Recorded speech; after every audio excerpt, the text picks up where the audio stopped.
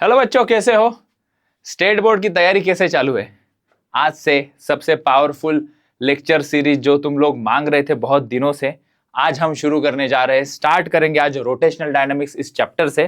क्या होगा, कैसे होगा, मैं थोड़ा तुम्हें रोड मैप बता दूं। शुरू करने से पहले मैंने क्या किया है, जो भी स्टेट बोर्ड के क्वेश्चंस आते हैं और कॉन्सेप्ट है, उनको क्वेश्चन आंसर फॉर्मेट में सिखाने की कोशिश कर रहा हूं इस लेक्चर सीरीज में। पार्ट 1 इसका होगा थ्योरी, जिससे तुम्हें थ्योरेटिकल क्वेश्चंस, 1 मार्क 2 मार्क के क्वेश्चंस, 3-4 मार्क के क्वेश्चंस कैसे लिखने हैं, कॉन्सेप्ट क्या लिखना है, वो सब क्लियर होगा। और इसी सीरीज का पार्ट 2 होगा rotational dynamics part 1 theory, part 2 numerical solve करेंगे। तो न्यूमेरिकल्स भी कैसे सॉल्व करने स्टेट बोर्ड के पॉइंट ऑफ व्यू से, क्योंकि क्या होता है, हम साल भर सीईटी, कोई जेई, कोई नीट की तैयारी करता रहता है, लेकिन स्टेट बोर्ड जैसे जैसे एग्जाम नजदीक आती है, हमें पता नहीं रहता कि हमें लिखना क्या है, कितने लाइंस के लिए क्या एक्सपेक्टेड है एग्जामिनर को। तो उसका समाधान करने के लिए आज से एचएससी का फिजिक्स का पहला चैप्टर हम शुरू करते हैं। तो चलो डिटेल में समझते हैं। बहुत आराम आराम से चलेंगे। लेंथ कितनी होगी आई डोंट नो, पूरा मैंने इसके अंदर कवर किया है और मुझे नहीं लगता इतना डिटेल अभी तक ऑनलाइन प्लेटफॉर्म में कहीं पे अवेलेबल होगा। तो एंजॉय करो, साथ में अपने दोस्तों के साथ भी। अच्छा लगे तो शेयर करना, लाइक करना और सब्सक्राइब टू आवर चैनल। ठीक है, शुरू करते हैं। पहले हम जान लेते हैं रोटेशनल डायनामिक्स के अंदर हाई, लो और मीडियम वेटेज के कौन से चैप्टर है। पढ़ेंगे तो पूरा ही हम, लेकिन वेटेज जान लेते हैं। मूवमेंट ऑफ इनर्शिया और उसके जो थ्योरम है, न्यूमेरिकल और उसका डेरिवेशन काफी बार पूछा गया है। रोलिंग मोशन हो गया, बैंकिंग ऑफ रोड, ये काफी इंपॉर्टेंट है, इसके अंदर हम पढ़ेंगे। Angular momentum, vertical circular motion medium weightage में काउंट करेंगे हम, और इनके ऊपर ज्यादा क्वेश्चंस नहीं बनते हैं, लेकिन ज्यादा नहीं बनते, कम मार्क्स के बनते हैं। इस प्रकार से ये वेटेज है। पूरा शुरू करेंगे। शुरू करने से पहले मैं तुम्हें एक बता दूं, इसका 2 पार्ट है rotational dynamics. Basically it is in 2 parts. पहला पार्ट है रोटेशनल सर्कुलर मोशन और दूसरा पार्ट है इसके अंदर रोटेशनल मोशन। तो शुरू करते हैं सर्कुलर मोशन से। देखो क्या सवाल पूछा है, व्हाट इज एंगुलर डिस्प्लेसमेंट। ये सवाल कितने मार्क्स के लिए पूछ सकते हैं? अगर सिर्फ डेफिनेशन पूछेंगे तो 1 मार्क का सवाल बनेगा। 2 मार्क का सवाल अगर पूछेंगे तो उसकी डेफिनेशन के साथ साथ उसका यूनिट और डायमेंशन। 3 मार्क का सवाल हार्डली इसके ऊपर कोई बन सकता है। तो शुरुआत ही इस चैप्टर की ये कॉन्सेप्ट समझने से होगी, व्हाट इज एंगुलर डिस्प्लेसमेंट। तो एंगुलर डिस्प्लेसमेंट बेसिकली होता क्या है, कोई पार्टिकल है जो सर्कुलर मोशन कर रहा है, यहां से वो चला, ठीक है, लेट से कि ए से वो बी पॉइंट तक चला। सर्कुलर मोशन में एक सेंटर होगा, ठीक है, सेंटर से जो भी डिस्टेंस होगा उसको हम रेडियस कहते हैं। उसके इनिशियल पोजीशन और उसकी फाइनल पोजीशन हम सेंटर से जोड़ देंगे, और जितना भी एंगल उसने ये कवर किया है इसको कहेंगे हम एंगुलर डिस्प्लेसमेंट। ये उसका कॉन्सेप्ट रहेगा। अब बोर्ड के पॉइंट ऑफ व्यू से लिखोगे क्या तुम लोग, पहले तो उसकी डेफिनेशन लिखोगे, है ना। ये नोट्स काफी पावरफुल है बच्चों, इसको मैं टेलीग्राम चैनल के ऊपर और हमारे फिजिक्स सर्कल एंड्रॉइड ऐप के ऊपर भी अपलोड कर दूंगा। तो वहां से तुम उसको डाउनलोड करना और यहीं से प्रैक्टिस करोगे ना, तुम्हें कुछ दूसरा पढ़ने की जरूरत नहीं पड़ेगी। ये 90% गारंटी में देता हूं, 100% किसी चीज की गारंटी नहीं होती है, ठीक है। 90% स्टिल लॉट गारंटी ले रहा हूं मैं। Angle trace by a radius vector. So angular displacement is nothing but angle traced by radius vector in a given time at the center of a circular path. तो angle trace bye ए radius vector, इसको radius vector कहते हैं। Radius vector मतलब centre से बाहर की तरफ अगर हम चलेंगे, क्योंकि रेडियस के सामने हमने एक वेक्टर शब्द जोड़ दिया है, तो रेडियस एक वेक्टर क्वांटिटी हो गई, उसका डायरेक्शन हो गया सेंटर से बाहर सर्कमफरेंस वाले पॉइंट की तरफ, ठीक है। तो ये जो एंगल बनाया हमने, किसने एंगल बनाया, उसके इनिशियल और फाइनल पोजीशन में क्या जोड़ के, हमने रेडियस वेक्टर को इनिशियल और फाइनल पोजीशन से जोड़ के जो एंगल बनाया वो हमारा एंगुलर डिस्प्लेसमेंट है, ठीक है। फिर जब थ्योरेटिकल पेपर लिखते हैं ना, तो कभी भी हमें वो मेंशन करना पड़ता है कि क्या क्या कंसीडर किया तुमने। कंसीडर एक पार्टिकल है, सर्कुलर मोशन कर रहा है, किस डायरेक्शन में वो सर्कुलर मोशन कर रहा है वो भी बता दो, क्लॉकवाइज बोल दो या एंटी क्लॉकवाइज।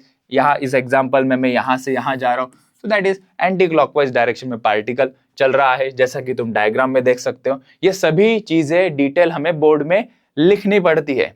कई बार हमें कॉन्सेप्ट पता होता है लेकिन क्या लिखना है वो नहीं पता होता, इसलिए मैं सब कुछ तुम्हारे लिए लिख कर आया हूं कि क्या लिखना है, कौन से पॉइंट कैसे लिखना है, ताकि तुम्हें कुछ भी रेफरेंस बुक, कोई टेक्स्ट बुक पढ़ने की जरूरत ही ना पड़े, बहुत मेहनत की इसके पीछे। चलो, तो एंगुलर डिस्प्लेसमेंट का फॉर्मूला होगा ना, एंगुलर डिस्प्लेसमेंट थीटा से दिखाते हैं, इसको लिखते हैं आर्क लेंथ। फॉर्मूला इसका होता है arc length upon radius, arc length upon radius, इसका फॉर्मूला ये भी लिख लेंगे। एंगुलर डिस्प्लेसमेंट का यूनिट क्या होता है? रेडियन। एंगुलर डिस्प्लेसमेंट एक वेक्टर क्वांटिटी है, उसका डायरेक्शन भी होता है। कैसे फाइंड आउट करते हैं डायरेक्शन, वो भी मेंशन करोगे। राइट हैंड स्क्रू रूल से हम इसका डायरेक्शन फाइंड आउट करते हैं। अगले क्वेश्चन में राइट हैंड स्क्रू रूल भी समझेंगे क्या होता है। तो ये रहा हमारा पहला question, what is angular displacement, इस प्रकार से लिखते हैं। ठीक है, चलो आगे बढ़ते हैं। सो एक्सप्लेन करो what is right hand screw rule, जिससे हम एंगुलर डिस्प्लेसमेंट का डायरेक्शन फाइंड आउट करते हैं। तो ये सब चीजें हम यहाँ पे लिखेंगे। मैं तुम्हें कॉन्सेप्ट समझा दूं, फिर यहाँ से एक पॉइंट में एक्सप्लेन कर देता हूँ। अभी राइट हैंड स्क्रू रूल क्या है, इस डायग्राम में देखो, कोई पार्टिकल सर्कुलर मोशन कर रहा है, यहां से यहां जा रहा है, उसका डायरेक्शन पहले हम बता देंगे, किस डायरेक्शन में चल रहा है ये, यहां से चलेगा इस डायरेक्शन में, एरो देख रहे हो, मतलब मैंने ये काउंट किया है एंटी क्लॉकवाइज डायरेक्शन में। इमेजिन करो कि तुम्हारे पास एक स्क्रू है, स्क्रू राइट हैंड में तुमने पकड़ा हुआ है, अगर तुम उसको एंटी क्लॉकवाइज डायरेक्शन में स्क्रू को यहाँ पे स्क्रू ड्राइवर लगाओगे और एंटी क्लॉकवाइज डायरेक्शन में मूव करोगे तो स्क्रू ऊपर जाता है। मतलब एंटी क्लॉकवाइज डायरेक्शन में अगर हम चलेंगे तो स्क्रू ऊपर जा रहा है, तो वो डायरेक्शन हो गया हमारा एंगुलर डिस्प्लेसमेंट का। अगर हम क्लॉकवाइज में स्क्रू ड्राइवर से स्क्रू को मूव करेंगे तो स्क्रू नीचे की तरफ आएगा, मतलब नीचे आ रहा है, मतलब डाउनवर्ड डायरेक्शन हुआ हमारा एंगुलर डिस्प्लेसमेंट का। इसको हम राइट हैंड से भी बताते हैं, कैसे? जिस डायरेक्शन में पार्टिकल मूव हो रहा है उसके अलोंग तुम्हारा राइट हैंड को कर्ल करो और थंब को स्ट्रेच करो। तो यहाँ पे एंटी क्लॉकवाइज डायरेक्शन में पार्टिकल चल रहा था, तो मैंने थंब, मेरे फिंगर्स को राइट हैंड डायरेक्शन में एंटी क्लॉकवाइज डायरेक्शन में कर्ल किया। थंब कहाँ जा रहा है, कहाँ दिखा रहा है, इंडिकेट कर रहा है अपवर्ड डायरेक्शन में। तो ये जो अपवर्ड डायरेक्शन है that is the direction of angular displacement. अगर क्लॉकवाइज चलता पार्टिकल तो मैं उसी डायरेक्शन में हाथ घुमाता और मेरा आउटवर्ड स्ट्रेच थंब कहाँ पे है, अभी डाउनवर्ड डायरेक्शन में। So that is your direction of angular displacement. हाथ से दिखाओ, एक्सप्लेन करते वक्त स्क्रू वाले का एग्जांपल लेके एक्सप्लेन करो। क्या एक्सप्लेन करोगे? Imagine holding a right handed screw. Right handed screw मतलब तुम उसको क्लॉकवाइज घुमाते हो तो वो अंदर जाता है, एंटी क्लॉकवाइज घुमाते तो बाहर आता है। और फिर वो बता दो, if you rotate the screw in the same direction, फिर स्क्रू की टिप फॉरवर्ड मतलब अपवर्ड डायरेक्शन में मूव होगी, वही तुम्हारा एंगुलर डिस्प्लेसमेंट का डायरेक्शन होगा। रिवर्स डायरेक्शन में घुमाओगे तो वो थ्रेड नीचे आएगा, वो तुम्हारा एंगुलर डिस्प्लेसमेंट का डायरेक्शन होगा। ठीक है, so when you rotate the clockwise the thread will move, the screw tip will move downward, तो डाउनवर्ड तुम्हारा डायरेक्शन हुआ। इस प्रकार से ये एक्सप्लेन करोगे। आगे चलते हैं, छोटे छोटे सवाल है, ये 1 मार्क के लिए पूछ सकते हैं। ये वाला सवाल क्या है? सवाल, motion of A tip of A second hand of a clock, motion of entire second hand of a clock, क्या ये दोनों सेम टाइप के मोशन है? नहीं। पहला क्या है? ये वाला कौन सा? Motion of tip of A second hand, motion of tip of A second hand. तो इस प्रकार से अपना सेकेंड हैंड मान लो, इस प्रकार से सेकेंड हैंड दिखा देते हैं ये। ठीक है, ये घड़ी के कांटे क्लॉकवाइज घूमते हैं। ठीक है, टिप इसका, ये मतलब ये एक पार्टिकल हुआ, ये क्या हुआ? एक पार्टिकल। पार्टिकल का मोशन कैसा होता है? पार्टिकल का मोशन होता है सर्कुलर मोशन। और पूरे टिप का छोड़ो, पूरे सेकेंड हैंड का, इसका जो मोशन होगा उसको हम कहेंगे ये है रोटेशनल मोशन। ये कौन सा मोशन होगा? Rotational motion. What is rotational motion और सर्कुलर मोशन? तो याद रहे, पार्टिकल अगर सिंगल पार्टिकल का मोशन है उस सर्कुलर पाथ में, that is called as circular motion. अगर सिस्टम ऑफ पार्टिकल है, मतलब ये पूरा सेकेंड हैंड एक पूरा बहुत बड़ी एक्सटेंडेड बॉडी है ना, मिलियंस ऑफ पार्टिकल से बनी हुई है, पूरे मिला के घूम रहे हैं, एक एक पार्टिकल अलग नहीं दिख रहा है। सो जब ऐसा होता है that is called as system of particle, उसके मोशन को हम कहते हैं दैट इज रोटेशनल मोशन। ठीक है, पार्टिकल का मोशन सर्कुलर मोशन और एक्सटेंडेड बॉडी का motion is nothing but rotational motion. ठीक है, राइट। तो वही एक्सप्लेन किया हमने यहाँ पे, that is tip of the hand, tip of the second hand circular motion, entire second hand हमारा क्या होगा? रोटेशनल मोशन होगा। ठीक है, छोटे छोटे डेफिनेशन से शुरू कर रहे हैं, आगे लंबे चौड़े डेरिवेशंस भी है बच्चों, बहुत इंटरेस्टिंग है, बहुत सिंप्लीफाई करके बताऊंगा, तुम्हें बिल्कुल भी ऐसा नहीं लगेगा कि ये डिफिकल्ट है ना। सबसे powerful chapter and very interesting है। बस थोड़ा सा पेशेंस रखना है, स्टार्टिंग में छोटी छोटी बातें आती है ना, उसको मैं थोड़ा ज्यादा डिस्क्राइब करके बताऊंगा। बहुत सारे बच्चों को कॉन्सेप्ट क्लियर नहीं होता है, तो हो सकता है कि मैं थोड़ा एक ही पॉइंट पे ज्यादा एक्सप्लेन करूं। तुम्हें लगता है कि वो तुम्हें पॉइंट आता है तो फास्ट फॉरवर्ड कर लेना उस पॉइंट से, ठीक है। मैं थोड़ा आराम से ही चलूंगा ताकि सबको ये चीजें समझ में आ जाए। आगे का पॉइंट समझते हैं। What is angular velocity, state its unit and dimension. तो एंगुलर वेलोसिटी क्या होती है? जो हमने एंगुलर डिस्प्लेसमेंट समझा ना, कितना एंगल उसने कितने समय में कवर किया, कितना एंगल कितने समय में कवर किया, is nothing but angular velocity. हमारे लीनियर वेलोसिटी कैसे डिफाइन करते थे? Displacement upon time. Angular velocity भी वैसे ही डिफाइन करेंगे हम, एंगुलर डिस्प्लेसमेंट अपॉन टाइम, ठीक है। तो लिखना भी आना चाहिए, ये कॉन्सेप्ट है, अभी लिखना भी आना चाहिए। क्या लिखोगे? पहले उसकी डेफिनेशन लिखोगे। एंगुलर वेलोसिटी क्या है? Rate at which angular displacement changes with time, मतलब एंगुलर डिस्प्लेसमेंट अपॉन टाइम। अगर हम टाइम इंटरवल काफी छोटा लेंगे, टाइम इंटरवल काफी छोटा लेंगे, तो जो एंगुलर वेलोसिटी होगी उसका नाम ये बोलते हैं इंस्टेंटेनियस एंगुलर वेलोसिटी।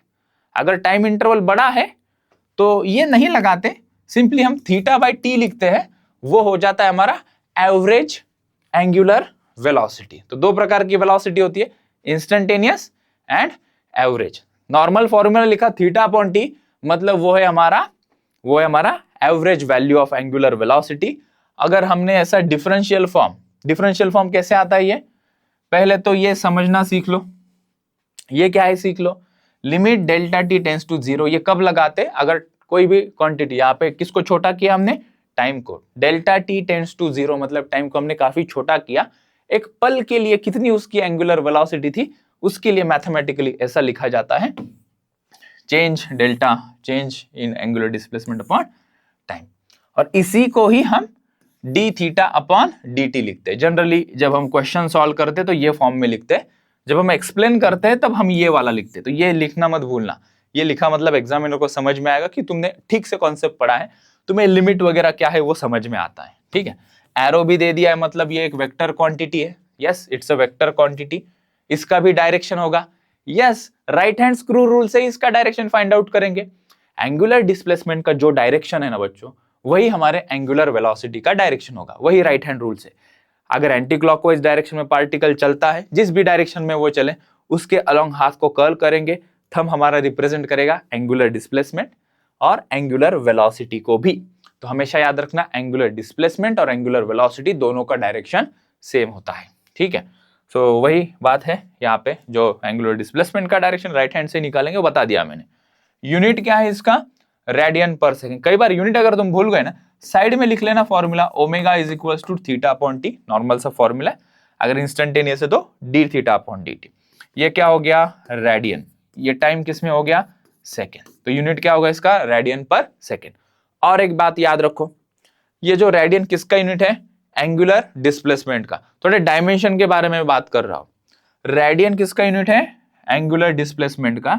ये डायमेंशनलेस क्वांटिटी है, इसको कोई डायमेंशन नहीं है, डायमेंशनलेस क्वांटिटी।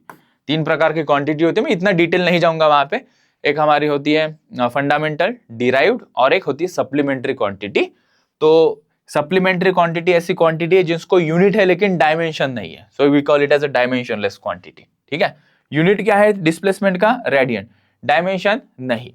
डायमेंशंस कैसे लिखते हैं? मैं अपने हाथ से लिखता हूं, थोड़ा ठीक से रिप्रेजेंट नहीं हुआ। M L T. M stand for mass की टर्म नहीं है, एल फॉर लेंथ, लेंथ की कोई टर्म नहीं, मीटर वगैरह कहीं लिखा है क्या? T stand for time, time का है डिनोमिनेटर में है, कितनी पावर है उसकी? स्क्वायर वगैरह तो नहीं है ना, मतलब पावर 1 है, -1। तो दिखाओ मुझे कहीं हमने रेडियन के लिए कोई पावर लिखी है क्या? नहीं, क्योंकि उसका कोई डायमेंशन नहीं होता, ठीक है। अच्छा, और एक बात, magnitude of angular velocity is called as angular speed. Angular speed मतलब क्या है? अगर एंगुलर वेलोसिटी का डायरेक्शन हटा देंगे तो जो मैग्नीट्यूड ही बचेगा ना, उसी को हम क्या बोल सकते हैं? Angular speed. जैसे कि लिखा होगा कहीं 5 मीटर पर सेकेंड जे कैप, तो ये उसका क्या होता है?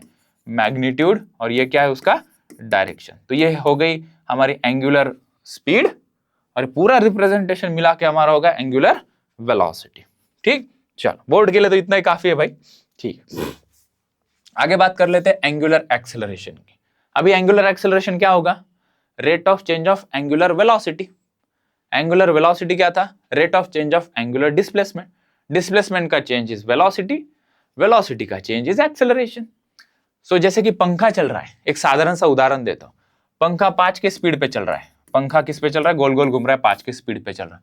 उसका एंगुलर एक्सेलरेशन 0, क्योंकि उसकी एंगुलर वेलोसिटी कांस्टेंट है। अगर मैं पंखे को बंद करूं या चालू करूं तो स्पीड बढ़ेगी, नहीं तो कम होगी। जब स्पीड बढ़ेगी या कम होगी पंखे की, तब बोलेंगे कि वहां पे है क्या?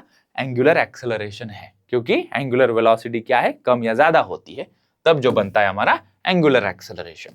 तो rate of change of angular velocity with respect to time, rate of change of angular velocity मतलब final angular velocity minus initial angular velocity upon final time minus initial time. ये भी एक वेक्टर क्वांटिटी है, और इसी को हम ऐसा D omega by D T भी लिख सकते हैं। इसका डायरेक्शन थोड़ा ट्रिकी है, थोड़ा समझो। क्या डायरेक्शन है? अगर एंगुलर वेलोसिटी बढ़ती है तो जिस डायरेक्शन में एंगुलर वेलोसिटी है उसी डायरेक्शन में एंगुलर एक्सेलरेशन का डायरेक्शन हुआ।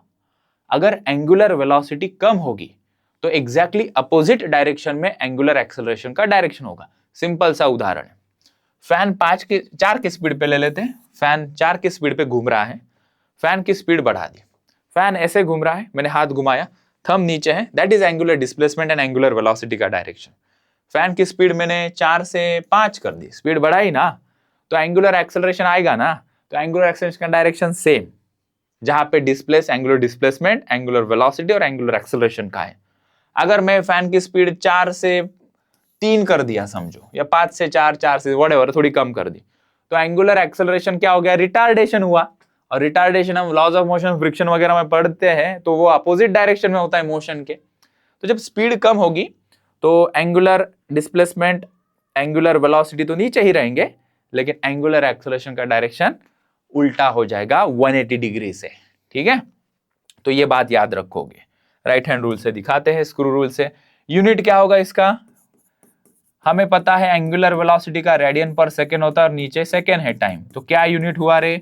रेडियन पर सेकेंड स्क्वायर। ठीक है, रेडियन पर सेकेंड स्क्वायर एंगुलर एक्सेलरेशन का यूनिट। डायमेंशंस क्या है इसके? देखो मैं ये सब कुछ बोर्ड के पॉइंट ऑफ व्यू से पढ़ा रहा हूं, क्योंकि सीईटी के लिए पढ़ाने का तरीका फ्लो अलग होगा, जेई के लिए पढ़ाने का तरीका और फ्लो अलग होगा। ठीक है, तो हम इसको एज अ बोर्ड के पॉइंट ऑफ व्यू से, प्योरली बोर्ड के क्वेश्चंस क्या आते हैं उसको पॉइंट ऑफ व्यू करके ही पढ़ रहे हैं। ठीक है, चल तो डायमेंशंस क्या होंगे इसके? डायमेंशंस होंगे, हम अंदर लिखेंगे एम एल टी। एम 0 हुआ, एल कितना है? वो भी 0 है, सिर्फ सेकेंड वाली टर्म है -2, माइनस क्यू नीचे है, ऊपर जाके -2 लिखें। रेडियन का कोई रोल है क्या डायमेंशन में? No, it's a supplementary quantity जिसके डायमेंशन नहीं होते। चल आगे बढ़ते हैं भाई। डिफाइन करो लीनियर वेलोसिटी, और लीनियर वेलोसिटी और एंगुलर वेलोसिटी के बीच में कुछ रिलेशन एस्टेब्लिश करके दो। सुनो, यहाँ पे डायग्राम में देखते हैं, कोई पार्टिकल है, सर्कुलर मोशन कर रहा है, बराबर? ओके, तो यहाँ पे क्या होता है, किसी भी इंस्टेंट पे समझो पार्टिकल ऐसा कोई छोटू सा पत्थर है, घुमा रहे हैं अपन इसको, यहां से यहां पे आया, इस पर्टिकुलर पॉइंट पे कैसा एंटी क्लॉकवाइज डायरेक्शन में घूम रहा है। इसकी जो वेलोसिटी होगी, यहाँ पे अगर मैं एक ऐसे टेंजेंट ड्रॉ करूं तो इस इंस्टेंट पे इसकी ये वेलोसिटी होगी। This is called as linear velocity. सिर्फ मैग्नीट्यूड बोलोगे तो दिस इज लीनियर स्पीड। यहाँ पे अगर पार्टिकल यहाँ पे आया तो यहाँ पे टेंजेंट निकालो, तो ये हो गई उसकी linear speed, linear velocity. Direction change होता है, देखो यहाँ पे आऊंगा तो ये हो गई। ठीक है, और पार्टिकल के पास और एक वेलोसिटी होती है ना, जब पार्टिकल गोल घूमता है, ओमेगा वाली वेलोसिटी कौन सी होती है हमारी? Angular velocity. तो ये एंगुलर वेलोसिटी ओमेगा और ये जो लीनियर वेलोसिटी है, इसके बीच में हमें रिलेशन एस्टेब्लिश करना है। जल्दी एक थोड़ा कॉन्सेप्ट समझो। लीनियर वेलोसिटी का डायरेक्शन देखो, वो पल दो पल बदल रहा है। ठीक है, एंगुलर वेलोसिटी का डायरेक्शन राइट हैंड से निकालते हैं ना, ऐसा हाथ किया हमने, कहां पे आ गया एंगुलर वेलोसिटी? बाहर की तरफ। हमेशा इनके बीच में 90 डिग्री का एंगल बना रहेगा। कितना एंगल रहेगा इन दोनों के बीच में? 90 डिग्री का। और ये जो एंगुलर वेलोसिटी होता है ना, this is called as axial vector. क्या कहते हैं इसको? Axial vector. मतलब वो अलोंग द एक्सिस, सेंटर से जो बाहर निकलने वाली एक इमेजिनरी लाइन कंसिडर करो, उसके अलोंग वो एक्ट होता है, इसलिए इसको क्या कहते हैं? Axial vector. थीटा रहे, ओमेगा रहे, अल्फा रहे, आगे चल के टॉर्क आएगा, आगे चल के एंगुलर मोमेंटम आएगा। ये जो 5 क्वांटिटीज है इस चैप्टर में, वो है एक्सियल वेक्टर्स, और उन सभी का डायरेक्शन, पांचों का, हम यहाँ पे राइट हैंड स्क्रू से निकालते हैं। And back to the topic now, चलो।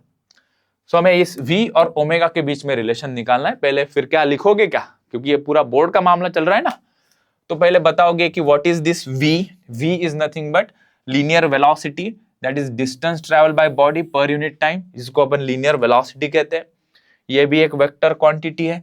लिखते कैसे इसको, कितना डिस्प्लेसमेंट ट्रेवल किया अपन, कितने समय में उसने वो डिस्टेंस ट्रेवल किया, उसको हम क्या कहते हैं, लीनियर वेलोसिटी कहते हैं।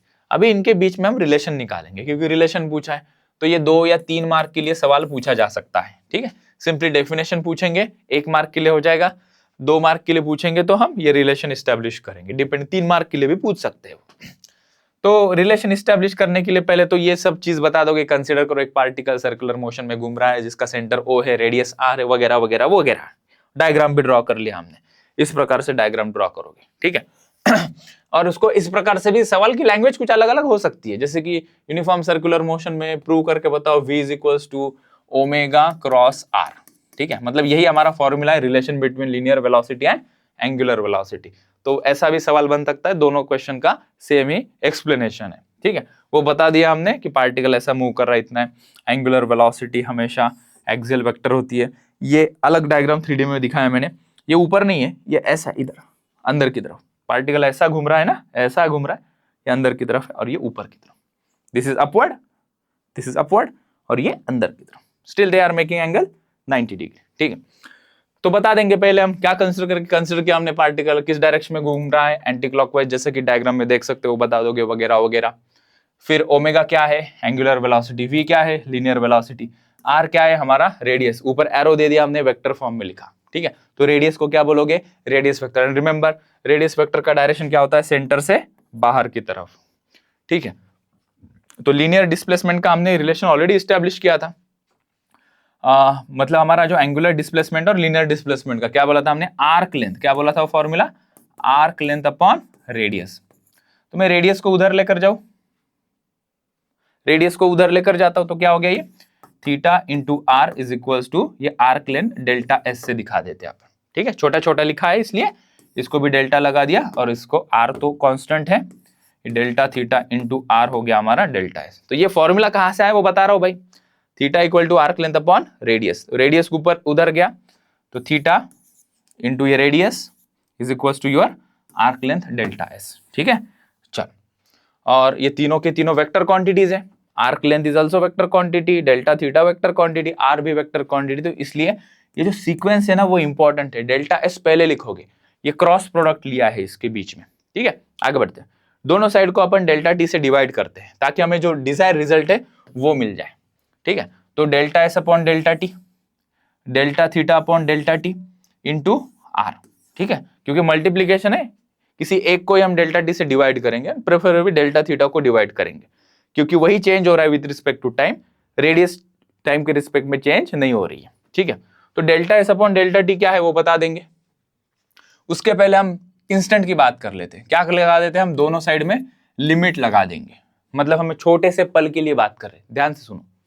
ये पार्टिकल सर्कुलर मोशन कर रहा है, यहां से यहां घूम रहा है। ठीक है, हमने यहां से यहां इस इंटरवल का हमने देखा ये एंगुलर डिस्प्लेसमेंट डेल्टा थीटा है। ये तो आर्क लेंथ है ना, ये क्या है, आर्क लेंथ, मतलब कर्व्ड पाथ है। ये क्या, ये कर्व्ड पाथ है।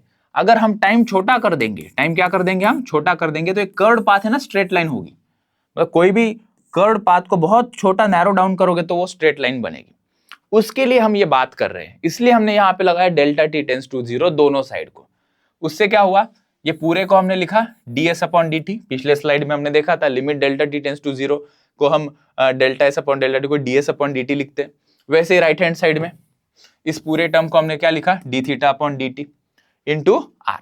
ठीक है, अभी ds अपॉन dt क्या है, it is nothing but linear velocity. क्यों हमने लिमिट लगाया पता है, ये आर्क लेंथ था ना डेल्टा एस, उसको लीनियर डिस्टेंस बोलना था। Linear distance upon linear time, linear distance upon time करेंगे तभी हमें लीनियर वेलोसिटी मिल जाएगी।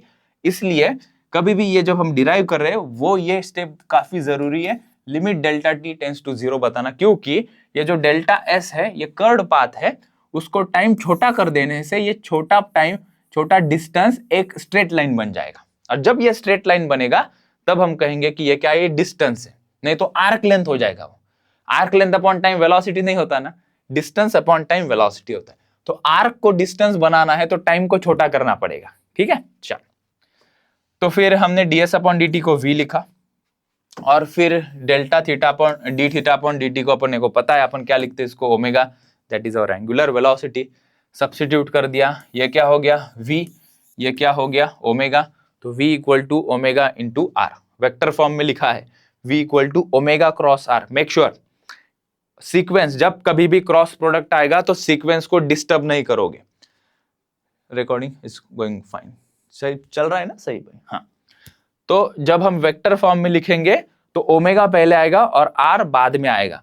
और कहा हमें वो क्रॉस प्रोडक्ट देखने को मिला यहाँ पे एक, तो दो रिलेशन वेरी इंपॉर्टेंट सीईटी के पॉइंट ऑफ व्यू से। सिर्फ बोर्ड ही दे रहे हो क्या, बाकी की एग्जाम भी देनी है ना। तो delta S equal to delta theta cross R, ये एक रिलेशन मिला हमें। वहीं पे देखा था हमने theta is equals to arc length upon radius यहाँ पे, ठीक है। तो ये delta S is nothing but what, arc length. Remember उसको डिस्टेंस बनाया ना हमने, यस यहाँ पे डिस्टेंस बनाया लिमिट लगा के, ठीक है। रिमेंबर दिस, आगे चलते हैं। अभी सर्कुलर मोशन क्या है, यूनिफॉर्म सर्कुलर मोशन क्या है, उसको डिफाइन करो। तो what is uniform circular motion? Basically particle की जो स्पीड है, पार्टिकल की जो सर्कुलर मोशन परफॉर्म कर रहा है उसकी जो स्पीड है उसको हम कहेंगे, अगर वो कांस्टेंट है तो उसको हम कहेंगे यूनिफॉर्म सर्कुलर मोशन। देखो यहाँ पे कोई एक पार्टिकल है सर्कुलर मोशन कर रहा है, यहाँ पे 50 मीटर पर सेकेंड है उसकी टेंजेंशियल वेलोसिटी, यहाँ पे भी 50 मीटर पर सेकेंड है, यहाँ पे भी उसकी टेंजेंशियल वेलोसिटी, उसका मैग्नीट्यूड लिख रहा हूं तो मैं स्पीड भी बोलूंगा उसकी। तो ये कैसी होगी, अगर किसी भी इंस्टेंट पे उसकी जो लीनियर स्पीड है अगर वो कांस्टेंट है, लीनियर स्पीड कैसी है उसकी, कांस्टेंट है, किसकी, जो पार्टिकल क्या कर रहा है, सर्कुलर मोशन। क्या होता है circular motion? Motion of a body along the circumference of circle. ये सर्कमफरेंस ऑफ सर्कल पे जो पार्टिकल घूम रहा है उसी को हम क्या कहते हैं, सर्कुलर मोशन। और वो कांस्टेंट स्पीड से चले तो उसको क्या कहते हैं, यूनिफॉर्म सर्कुलर मोशन, ठीक है। ओके, इसमें एक पॉइंट और एडिशनल याद रखो क्योंकि कॉन्सेप्ट भी सिखाने का मैंने वादा किया है ना तुमको। तो सर्कुलर मोशन में कभी भी वेलोसिटी कांस्टेंट नहीं होती। अरे अभी तो कह रहे हो मैंने स्पीड बोला, वेलोसिटी नहीं बोला। सर्कुलर मोशन में स्पीड कांस्टेंट है, वेलोसिटी कांस्टेंट नहीं। क्यों? क्योंकि वेलोसिटी को मैग्नीट्यूड और डायरेक्शन दो चीज है, इसमें भले ही मैग्नीट्यूड कांस्टेंट है लेकिन डायरेक्शन देखो, डायरेक्शन हमेशा क्या हो रहा है, चेंज हो रहा है। तो इसमें अगर कभी कोई छोटा मोटा सवाल भी आया तो तुम्हें ये पकड़ में आना चाहिए, सर्कुलर मोशन में कभी भी वेलोसिटी कांस्टेंट नहीं होती, स्पीड कांस्टेंट होती। Speed is nothing but magnitude of velocity. यहाँ पे वेलोसिटी क्यों कांस्टेंट नहीं है, मैग्नीट्यूड कांस्टेंट है लेकिन डायरेक्शन उसका क्या है, चेंज होते जा रहा है। ना लिखना क्या है वो एक बार देख लेते हैं, ठीक है। तो वो बता दिया डेफिनेशन। यूनिफॉर्म सर्कुलर मोशन में डायरेक्शन ऑफ वेलोसिटी कैसे ड्रॉ करते हैं, डायरेक्शन ऑफ वेलोसिटी हम जिस यहाँ पे पार्टिकल है एंटी क्लॉकवाइज घूम रहा है, समझो यहाँ पे पार्टिकल आया तो एंटी क्लॉकवाइज डायरेक्शन में घूम रहा है, तो उस पर्टिकुलर इंस्टेंट पे एक टेंजेंट ड्रॉ करेंगे। Tangent draw two the position, जिस पोजीशन पे हो उस पोजीशन पे हमने क्या कर दी, वहां से एक टेंजेंट ड्रॉ कर ली, ठीक है। और उसका डायरेक्शन हमेशा कैसे रहता है, कंटिन्यूअसली चेंज होते रहता है। लेकिन मैग्नीट्यूड कैसा होगा, वेलोसिटी का शब्द पुकारेंगे तो वेलोसिटी का डायरेक्शन कैसा है, चेंज हो रहा है, बट मैग्नीट्यूड कैसा है, कांस्टेंट। एग्जांपल्स क्या है यूनिफॉर्म सर्कुलर मोशन के, अर्थ सन के अराउंड घूमती है, सेम टाइम लगाती है वो पूरा चक्कर लगाने में। Motion of moon around earth, moon earth के अराउंड घूमता है। इलेक्ट्रॉन्स न्यूक्लियस के सराउंडिंग में घूमते हैं। ये सभी यूनिफॉर्म सर्कुलर मोशन के एग्जांपल तुम लिखोगे, 2 मार्क या 3 मार्क के लिए सवाल आ सकता है। फिर defined period of revolution in uniform circular motion. तो मतलब इस क्वेश्चन के बहाने से हम टाइम पीरियड का मतलब डेफिनेशन जानेंगे, टाइम पीरियड का फॉर्मूला जानेंगे।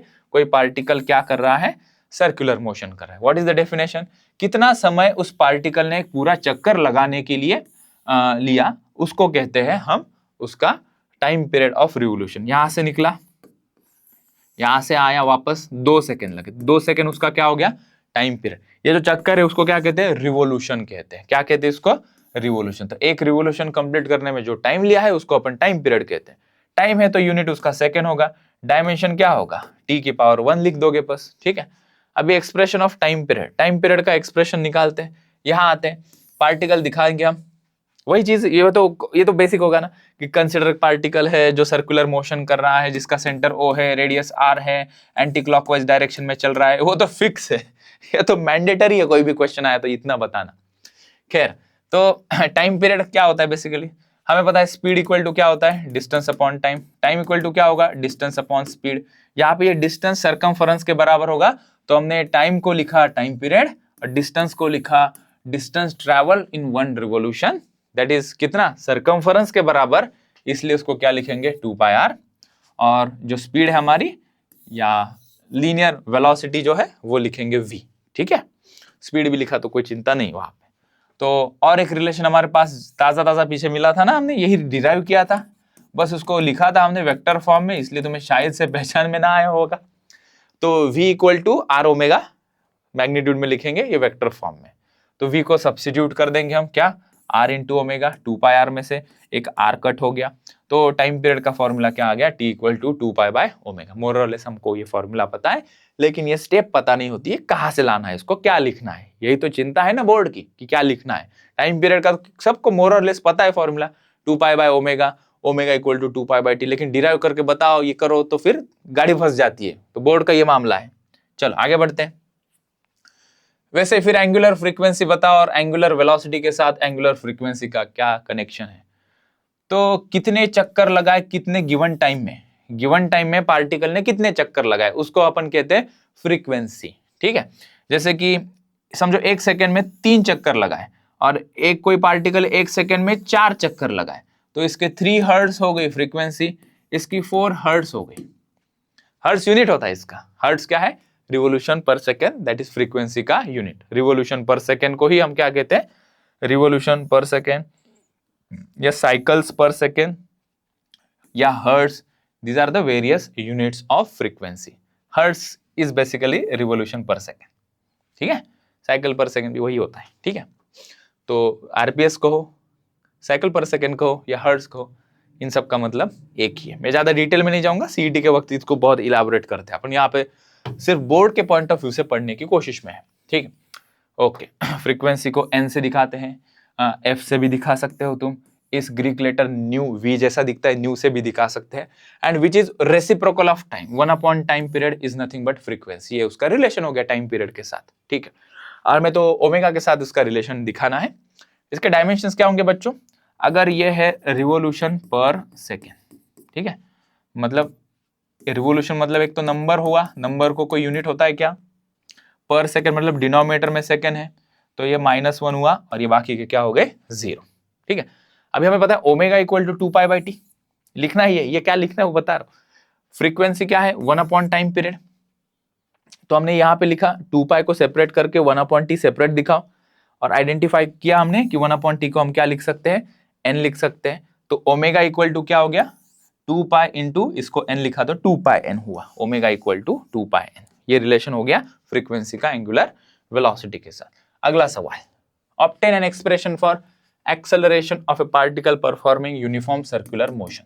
हमें एक छोटा सा डेरिवेशन करना है अभी, जिसमें हमें पूछा गया है कि जो एक्सेलरेशन आएगा यूनिफॉर्म सर्कुलर मोशन में, उसका कुछ फॉर्मूला हमें डिराइव करके बताओ। पहले समझो कौन सा एक्सेलरेशन आता है, यहाँ पे क्या आता है, हमारा यूनिफॉर्म सर्कुलर मोशन में मैग्नीट्यूड कांस्टेंट है, डायरेक्शन चेंज हो रहा है, तो ये जो डायरेक्शन चेंज हो रहा है ना, डायरेक्शन चेंज होने के कारण जो एक्सेलरेशन आता है यूनिफॉर्म सर्कुलर मोशन में, वेलोसिटी का डायरेक्शन चेंज होने के कारण जो एक्सेलरेशन आता है यूनिफॉर्म सर्कुलर मोशन में, उस एक्सेलरेशन का नाम है रेडियल एक्सेलरेशन। जी हाँ, यही है वो, सेंट्रीपिटल एक्सेलरेशन को ही रेडियल एक्सेलरेशन कहते हैं, सेंट्रीपिटल एक्सेलरेशन।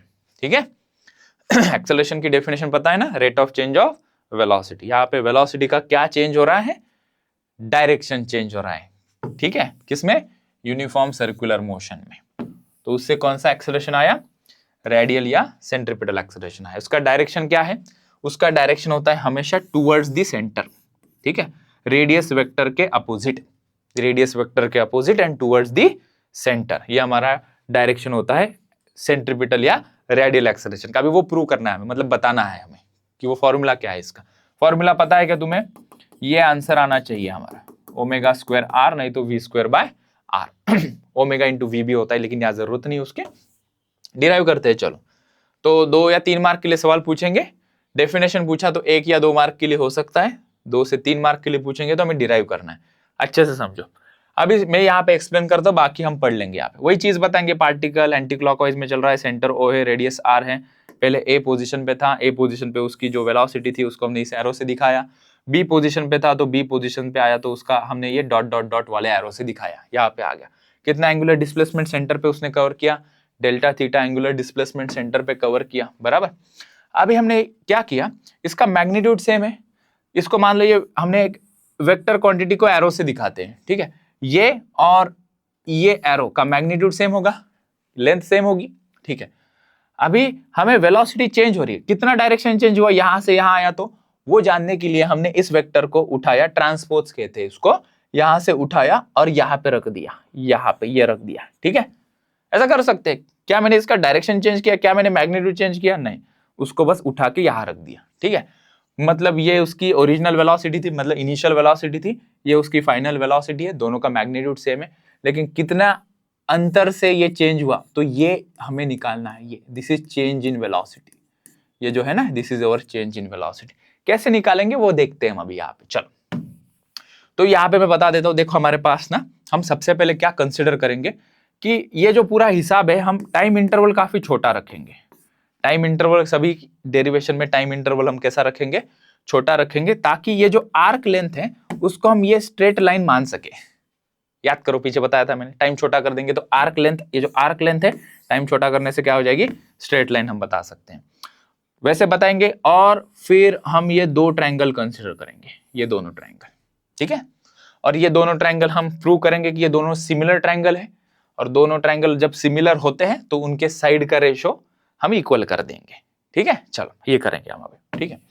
कहां से बताओ, अभी है short interval of time, delta theta, ये सब हो गया, ठीक है। ए और बी पे मैंने वेलोसिटी कितनी वो बता दी, हाँ, ये यहाँ पे हमने बी सी वेक्टर से यहाँ की वेलोसिटी बताई है, और यहाँ पे ए एम से बताई है, ये सी बी डी क्या बताया, ए एम को ही हमने बी डी के बराबर कर दिया, इसी को उठा के यहाँ पे रख दिया, वो सब चीजें यहाँ पे मेंशन कर दी, A M is equals to B D, ठीक है। फिर क्या किया, हमने 2 ट्रायंगल यहाँ पे देखे, B D C and A O B, कौन सा वाला, ये वाला बी, ये बी डी सी एंड कोई भी नाम दे दो, ए ओ बी, ये वाला ट्रायंगल, ठीक है। फिर यहाँ पे हमने देखा कि हमने ये मैग्नीट्यूड सेम है, ये और ये साइड सेम है, बराबर, इस ट्रायंगल की ये और ये भाई साइड भी सेम है, रेडियस है ना बाबू, तो ये अगर डेल्टा थीटा है तो यहाँ का भी एंगल कितना होगा, डेल्टा थीटा, तो ये दोनों साइड सेम, इसकी ये दोनों साइड सेम, ये एंगल सेम, ये एंगल सेम, तो हो गया, ये दोनों कैसे हो गए, similar triangle. So angle between B C and B D is equal to delta theta, they are perpendicular to O B and O A वगैरह बता के हमने बताया कि ये दोनों कैसे हैं, सिमिलर ट्रायंगुलर। जब 2 ट्रायंगल सिमिलर होते हैं तो उसके करस्पॉन्डिंग साइड का रेशियो इक्वल होता है, ये थोड़ा ज्योमेट्री आ गया ना। तो डी सी कहा गया, ये D C upon B D, where is B D, ये बी डी, ये दोनों साइड का रेशो ये वाले ट्रायंगल के 2 साइड के बराबर, A B, where is at A B, A B, और ये हमारा ए ओ, तो इन दोनों का साइड का रेशो इस ट्रायंगल के, इन दोनों साइड के रेशो इस ट्रायंगल के बराबर हुआ, ठीक है। अब आगे की बात सुनो, मतलब क्या करना, जब कभी भी पूरा ये डेरिवेशन पढ़ोगे तो एक बार ध्यान में रखना कि तुम्हें कौन सी स्टेप भूल जा रहे हो, उसको प्रैक्टिस करो। इसमें आधी तो चीजें तो एक्सप्लेनेशन है कि ये क्या है, वो क्या है, वो क्या है, असली काम तो यहां से शुरू हुआ, तो this is the very important step, diagram is the important step. चलो आगे बढ़ते हैं, ठीक है। हमने डेल्टा टी को काफी छोटा बता दिया ताकि ये जो आर्क लेंथ है हम उसको स्ट्रेट बता सके, ठीक है, वो भी हमने मेंशन कर दिया। फिर हम आगे चले, DC is nothing but, what is this DC, this is change in velocity था ना, इसलिए डेल्टा वी लिखा। What is BD, where is BD, कहा गया ये बीडी, बीडी क्या था, एक्चुअली एम ही था, and that is nothing but velocity V, V लिख दिया। ये ए बी है, ये ए बी, हमें ये स्ट्रेट डिस्टेंस लेना है, स्ट्रेट कब ले पाएंगे, जब हम टाइम को क्या बोलेंगे, काफी कैसा है, टाइम हमारा छोटा है, ठीक है। फिलहाल ए बी लिखा, आगे के स्टेप पे उसको लिखेंगे। और ये क्या है हमारा ए ओ, वो तो रेडियस हुआ, इसको उठाया यहाँ पे आ गए, ठीक है। तो ए बी को हमने बोला टाइम अगर छोटा है तो हम इसको लीनियर डिस्प्लेसमेंट मान सकते हैं, है ना, डेल्टा इस लिखा है इसको हमने, तो इसी को यहाँ पे देख सकते हो, ठीक है। v को इस साइड लेकर आ गया अपन, डेल्टा v के टर्म में लिखा हमने, v ऊपर आ गया, v बाय आर इंटू ये हमारा डेल्टा s, ठीक है। तो ऑलमोस्ट हम आ गए। चेंज इन वेलोसिटी हमें मिल गई, लेकिन हमें एक्सेलरेशन चाहिए ना। Change in velocity upon time कर देंगे इसे, तो दोनों साइड को हम टाइम से डिवाइड कर देंगे। एंड टाइम कैसा रहे हमारा, काफी छोटा है, तो हमारा लिमिट लिंबू टिम्बू वाला लिमिट साथ में फ्री में लिख देंगे इसमें। Limit delta T tends to 0, ये किस लिए लिखते हैं हमें बता चुका। टाइम को काफी छोटा लिखना है। टाइम को क्यों छोटा लिखना है, डिस्टेंस हमारा आर्क लेंथ से स्ट्रेट डिस्टेंस करना है इसलिए। ठीक है, तो दोनों साइड को लिमिट लगा दिया इस इक्वेशन के, है ना। इधर भी लिमिट लगा दिया, देख, इस साइड के इधर भी लिमिट लगा दिया, देख, ठीक है। ओके, फिर क्या किया हमने, फिर इसको सॉल्व किया। क्या है हमारा इक्वेशन यहां से, तो ये limit delta v upon delta T इसको इक्वल टू किया उधर से v बाय आर से, ठीक है। v बाय आर को छोड़ दिया हमने और डेल्टा टी इसके साथ लगा दिया और इधर इसके साथ लगा दिया। तो ये delta v by delta T ये पूरा वाला हमारा हो गया एक्सेलरेशन a।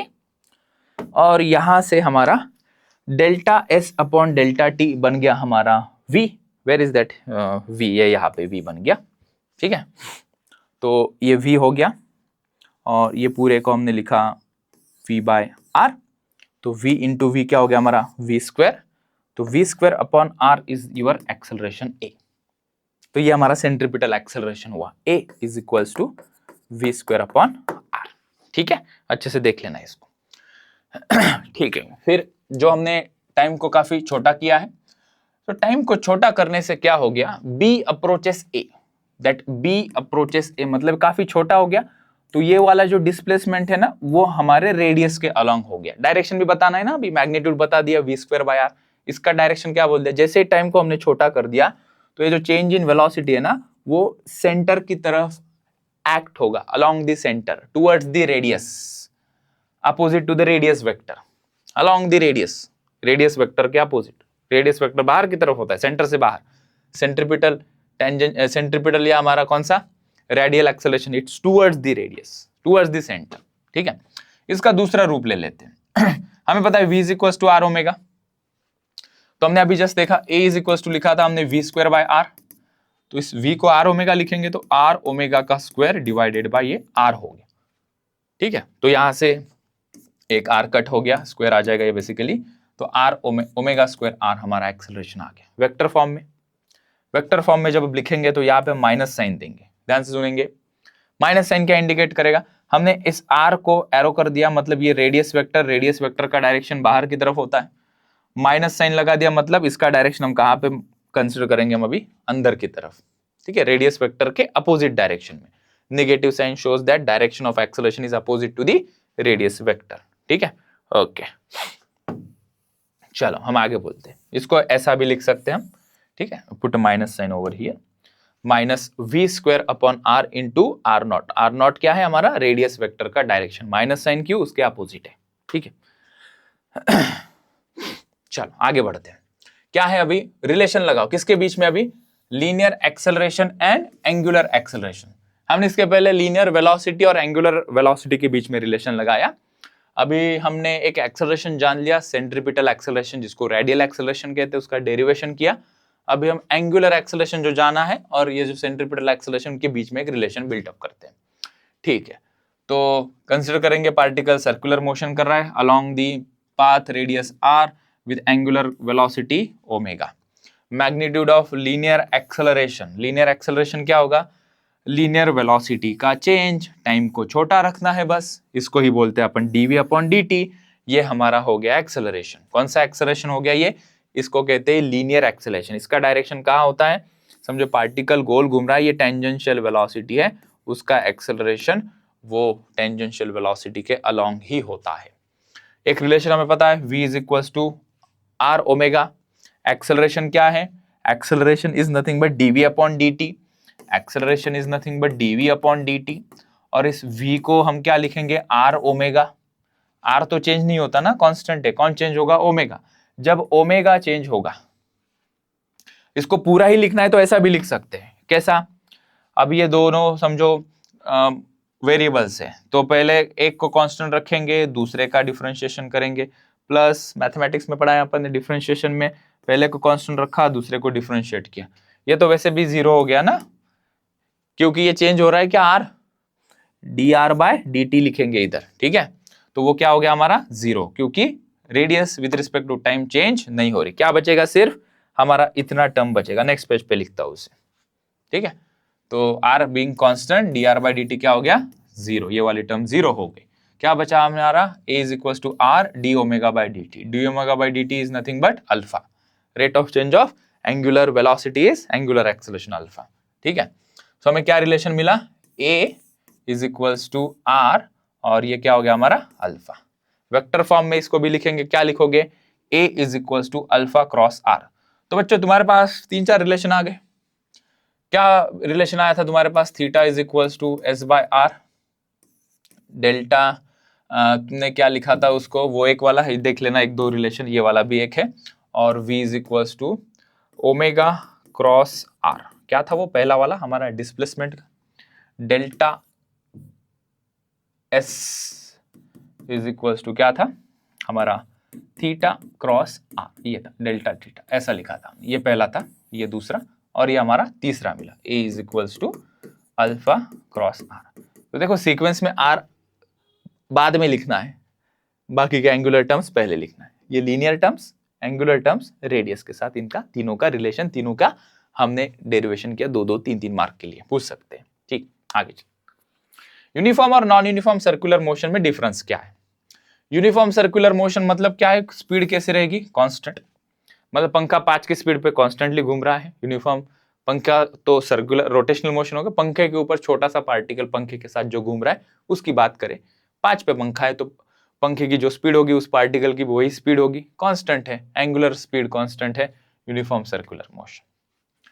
अगर एंगुलर स्पीड चेंज होगी, पंखा 4 से 3 कर दिया, बढ़ा दिया, कम कर दिया, तो कौन सा, नॉन यूनिफॉर्म सर्कुलर मोशन होगा। अल्फा क्या होता है यूनिफॉर्म सर्कुलर मोशन में, 0, क्योंकि ओमेगा कैसा है इसमें, कांस्टेंट है ना। यहाँ पे ओमेगा कांस्टेंट है क्या, नहीं, ओमेगा कांस्टेंट नहीं तो अल्फा भी कांस्टेंट नहीं।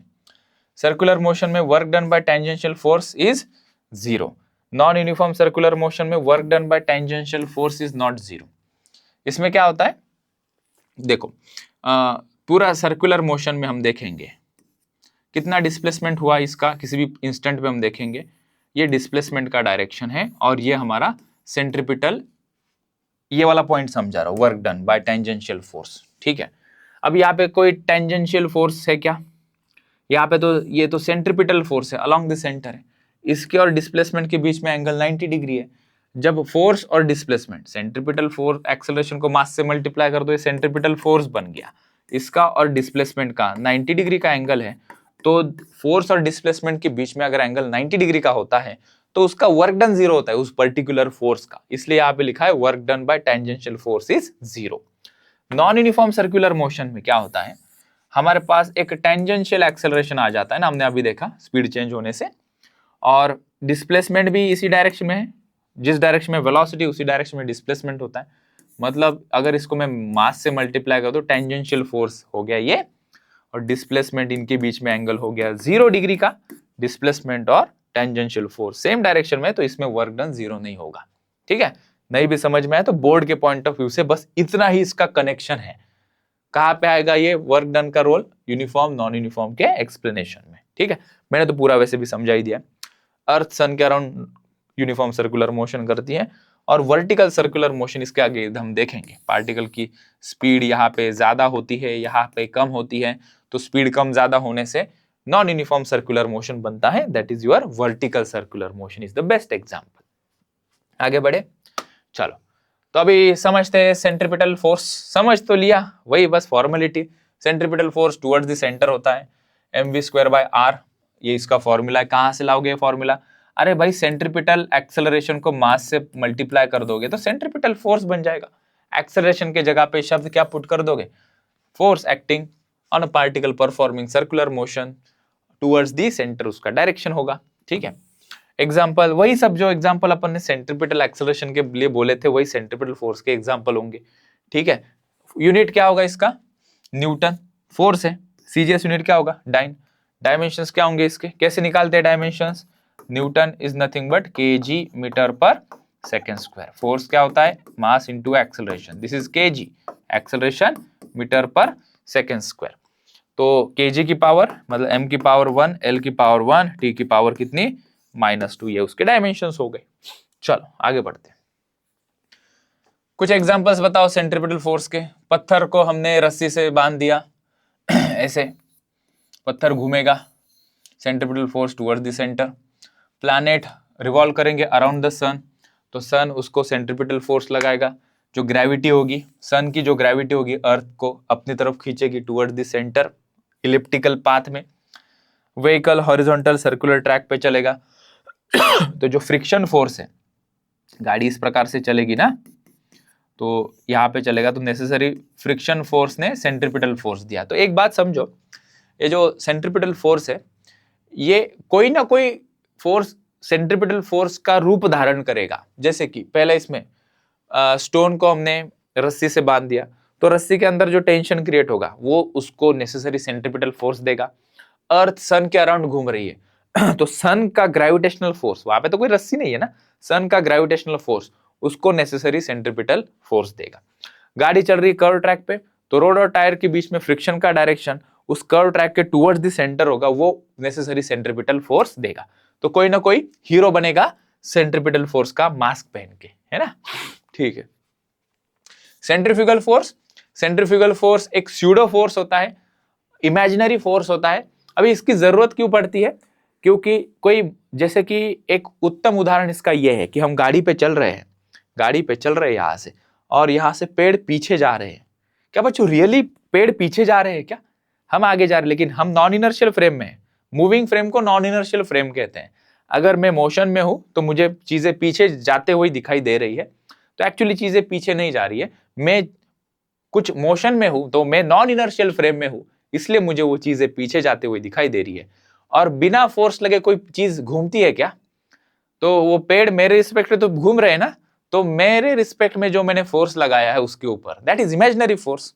दैट्स व्हाई इमेजिनरी फोर्स को स्यूडो फोर्स भी कहते हैं। एंड सिमिलरली कोई पार्टिकल अगर समझो हम लोग किसी टेबल पे बैठे हैं और हम गोल गोल घूम रहे हैं, तो हमारे ऊपर एक बाहर की तरफ फोर्स लगेगा, ऐसा फील होगा ना कि हम बाहर की तरफ फेंके जा रहे हैं, ठीक है। तो नॉन इनर्शियल फ्रेम में जो फोर्स दिखाया जाता है सर्कुलर मोशन में, उसको हम सेंट्रीफ्यूगल फोर्स कहते हैं, और वो सेंट्रीपिटल फोर्स के एग्जैक्टली अपोजिट होता है। Centripetal force towards the centre होता है और सेंट्रीफ्यूगल फोर्स जो है, centrifugal force away from the centre होगा। वही डिस्क्राइब हमने किया है। नॉन इनर्शियल फ्रेम में यूनिफॉर्म सर्कुलर मोशन में ये जो फोर्स लगाते हैं वो है हमारा सेंट्रीफ्यूगल फोर्स, ठीक है। पॉइंट बाय पॉइंट लिख पाओगे? Force acting on a particle performing uniform circular motion which is along the radius and directed away. Towards होता तो सेंट्रीपिटल, अवे है तो सेंट्रीफ्यूगल। सेंट्रीफ्यूगल का मैग्नीट्यूड है सेंट्रीपिटल के बराबर ही होता है। फॉर्मूला भी वही आता है इसका, v²/r ω²r, और ये टुवर्ड्स द रेडियस होगा, radius vector. Centripetal opposite to the radius vector था, ठीक है। ये तो हम इसको नॉन इनर्शियल फ्रेम में न्यूटन के लॉ लगाने के लिए इसका इस्तेमाल करते हैं। न्यूटन का क्या लॉ लगाते हो यहाँ पे? वो मूव हो रहा है ना, तो कोई भी बॉडी मूव होती है तो बिना फोर्स के कैसे मूव होगी, वो बताने के लिए हमें एक इमेजिनरी फोर्स वहां पे बताना पड़ता है, ठीक है। ये चीज पढ़ लेना, बहुत सिंपल है, यही सेम चीज है। वही फॉर्मूला है उसका, mv²/r या mr ω²। रेडियस वेक्टर के अलॉन्ग उसका डायरेक्शन है, तो यहाँ पे माइनस साइन नहीं प्लस साइन ही रहेगा, ठीक है, क्योंकि रेडियस वेक्टर और सेंट्रीफ्यूगल का सेम डायरेक्शन है। दोनों कैसे है? Away from the centre. Centripetal कहा था towards the centre, opposite to the radius vector, ठीक है। सेंट्रीफ्यूगल फोर्स के कुछ उदाहरण डेली लाइफ में बताओ। जैसे कि कार को हम सडनली टर्न लेते हैं, लेफ्ट में टर्न लिया तो हम सब लोग राइट में झुकते हैं। हम गाड़ी का पार्ट है, मतलब हम सर्कुलर मोशन कर रहे हैं, और मतलब हम मोशन में हैं और हम खुद देख रहे हैं खुद को, तो हम राइट में मूव होते हैं, मतलब हमारे ऊपर सेंट्रीफ्यूगल फोर्स लग रहा है। बकेट फुल ऑफ वाटर है जिसको गोल गोल घुमाते हैं, जब वो टॉप में जाती है तो पानी नीचे नहीं गिरता, क्योंकि बकेट के ऊपर जो पानी है उसको upward direction, away from the centre, centrifugal force उसको बचा रहा है, ठीक है। और मेरी गो राउंड में बच्चे जब झूला झूलते हैं वो गोल गोल घूमते हैं, उसमें उनका आउटवर्ड डायरेक्शन में फोर्स लगता है, जैसे गाड़ी के ऊपर हमें बाहर की तरफ फोर्स लगा। These are examples of centrifugal force. बाकी के यहां से पढ़ सकते हो, इट इज वेरी सिंपल। आगे चलते हैं हम। फिर सेंट्रीपिटल सेंट्रीफ्यूगल फोर्स के बीच में तुम्हें डिफरेंस पूछेंगे, तो ये रियल फोर्स है, ये स्यूडो फोर्स है। स्यूडो मतलब इमेजिनरी फोर्स को स्यूडो फोर्स कहते हैं। Towards the centre of a circle, away from the centre of the circle. Formula में यहाँ पे माइनस दे देना, वेक्टर फॉर्म में लिख के यहाँ पे प्लस लिख दे देना, ठीक है। चलो आगे। तो सिंपल सा एक छोटा सा क्वेश्चन है कि क्या सेंट्रीपिटल और सेंट्रीफ्यूगल फोर्स दोनों एक्शन रिएक्शन पेयर है क्या? नहीं, ये ओरिजिनल फोर्स है सेंट्रीपिटल फोर्स, जो टुवर्ड्स द सेंटर लगता है। जब हम किसी नॉन इनर्शियल फ्रेम में मोशन में जाके देखते हैं तो वहां पे न्यूटन के लॉ लगाने के लिए हमें मजबूरन एक इमेजिनरी फोर्स लगाना पड़ता है। तो ये कोई एक्शन रिएक्शन पेयर है क्या? No, these are not action reaction pair. और क्या लिखना है ये सिंपल है, तो तुम, मुझे पूरा भरोसा है तुम थोड़ा पढ़ के समझ जाओगे इसे, और मैंने एक्सप्लेन भी किया, ठीक है। Derive the expression for, derivation आ गया रे, ठीक है। क्या डेरिवेशन है? Derive the expression for maximum safe speed with which vehicle should move along a curved horizontal road, state the significance of it। तो कोई कर्व ट्रैक पे, कोई हॉरिजॉन्टल कर्व ट्रैक पे पार्टिकल मूव हो रहा है और उसका हमें सेंट्रीपिटल क्या निकालना है, हमें मैक्सिमम सेफ स्पीड कितनी होनी चाहिए, ठीक है। तो वही कंसिडर करेंगे, एक कर्व ट्रैक पे कोई ऐसे गाड़ी है, ठीक है। इस गाड़ी का मास m है और सेंटर से इस रोड की जो रेडियस है वो r दिखा देंगे। गाड़ी v वेलोसिटी से स्पीड से चल रही है, ठीक है, और ये टर्न ले रही है इस डायरेक्शन में। तो इसको अंदर की तरफ सेंट्रीपिटल फोर्स लगाएगा। कौन लगाएगा? सेंट्रीपिटल फोर्स कौन प्रोवाइड करेगा? ऐसा कहते हैं फ्रिक्शन फोर्स। यहाँ पे friction force necessary centripetal force हमें प्रोवाइड करेगा। तो हम क्या करेंगे? फ्रिक्शन फोर्स को सेंट्रीपिटल फोर्स के बराबर कर देंगे, ठीक है। फ्रिक्शन फोर्स क्या होता है? सेंट्रीपिटल फोर्स, हमारा सेंट्रीपिटल फोर्स को फ्रिक्शन फोर्स के बराबर कर दिया। फ्रिक्शन फोर्स पता है ना तुम्हें, म्यू इंटू एन होता है। और यहाँ पे हॉरिजॉन्टल रोड पे तो नॉर्मल रिएक्शन जो है वो mg के बराबर होगी। अगर पीछे वाले डायग्राम में देखो, अगर एफबीडी ड्रॉ करे, ऊपर n है और नीचे क्या होगा? mg। तो नॉर्मल रिएक्शन किसके बराबर होगी? mg। फ्रिक्शन फोर्स का फॉर्मूला म्यू इंटू एन में n को क्या पुट करेंगे हम? mg। तो म्यू mg कहाँ से आया वो समझ में आया। यही friction force necessary centripetal force दे रहा है हमें, उसको सेंट्रीपिटल फोर्स के बराबर कर देंगे। Centripetal force is mv square by r is equals to mu mg। एक m यहाँ से कट हो गया, बचेगा v स्क्वायर, r को उधर भेज देंगे म्यू rg, और रूट लगा देंगे यहाँ पे, तो v is equals to under root of mu rg। This is the maximum speed, ठीक है। और यही सब चीज जिसको क्या कहते हैं, म्यू कोएफिशिएंट फ्रिक्शन है, normal reaction maximum safe speed हो गई, ठीक है। इससे तेजी से चलेंगे, इस स्पीड से जो आंसर आएगा उससे अगर हम ज्यादा तेजी से चलेंगे तो गाड़ी स्कीड करेगी, स्लिप मारेगी, ठीक है। सिग्निफिकेंस क्या है इसका? मैक्सिमम सेफ स्पीड किसके ऊपर डिपेंड करेगी? Friction between road and tyre. Oil गिर गया तो फ्रिक्शन कम हो जाएगा, तो हम तेजी से नहीं चल पाएंगे, ठीक है। और friction depends upon the nature of surface and presence of oil and water on the road. Oil गिर गया, फ्रिक्शन कम हो जाएगा। रफ सरफेस है तो तुम तेजी से टर्न ले सकते हो रफ सरफेस पे, चिकने सरफेस पे हम तेजी से टर्न नहीं ले सकते, क्योंकि फ्रिक्शन कम तो मैक्सिमम वेलोसिटी कम, क्योंकि v is directly proportional to क्या है? म्यू। और रोड जितना बड़ा होगा, रेडियस उसकी जितनी, कर्व सरफेस जितना बड़ा होगा, उतना तेजी से हम चल सकते हैं, ठीक है। तो फ्रिक्शन इज नॉट सफिशिएंट, तो सेंट्रीपिटल फोर्स कम मिलेगा, गाड़ी स्किड करेगी, ठीक है। अभी बैंकिंग वाला काफी बार पूछा गया, very important. Explain the necessity of banking of road, ठीक है। बैंकिंग ऑफ रोड क्या है? बेसिकली हम हॉरिजॉन्टल रोड की एक साइड को थोड़ा सा ऊपर उठा देते हैं। ये इसको ऐसे ऊपर उठाने से क्या होता है, जो सेंट्रीपिटल फोर्स है वो बढ़ जाता है। कैसे बढ़ जाएगा? यहाँ पे जब हम एफबीडी ड्रॉ करेंगे हम आगे, तो हम देखेंगे कि एक नॉर्मल रिएक्शन का component towards the centre act करता है। तो एक एक्स्ट्रा फोर्स हमें बैंक मतलब रोड का एक किनारा ऐसे ऊपर उठाने से एक एक्स्ट्रा फोर्स सेंटर की तरफ मिलता है हमें, और उसके कारण हम थोड़ा और तेजी से चल पाते हैं। That is nothing but banking of road. The process of rising the outer as of A road over the inner as through certain angle is known as banking of road, ठीक है। The angle made by the surface of the road with horizontal surface, ये जो angle horizontal surface के साथ road, अभी road ये बन गया ना, ये रोड है, हॉरिजॉन्टल के साथ कितना एंगल बनाया? That is nothing but angle of banking.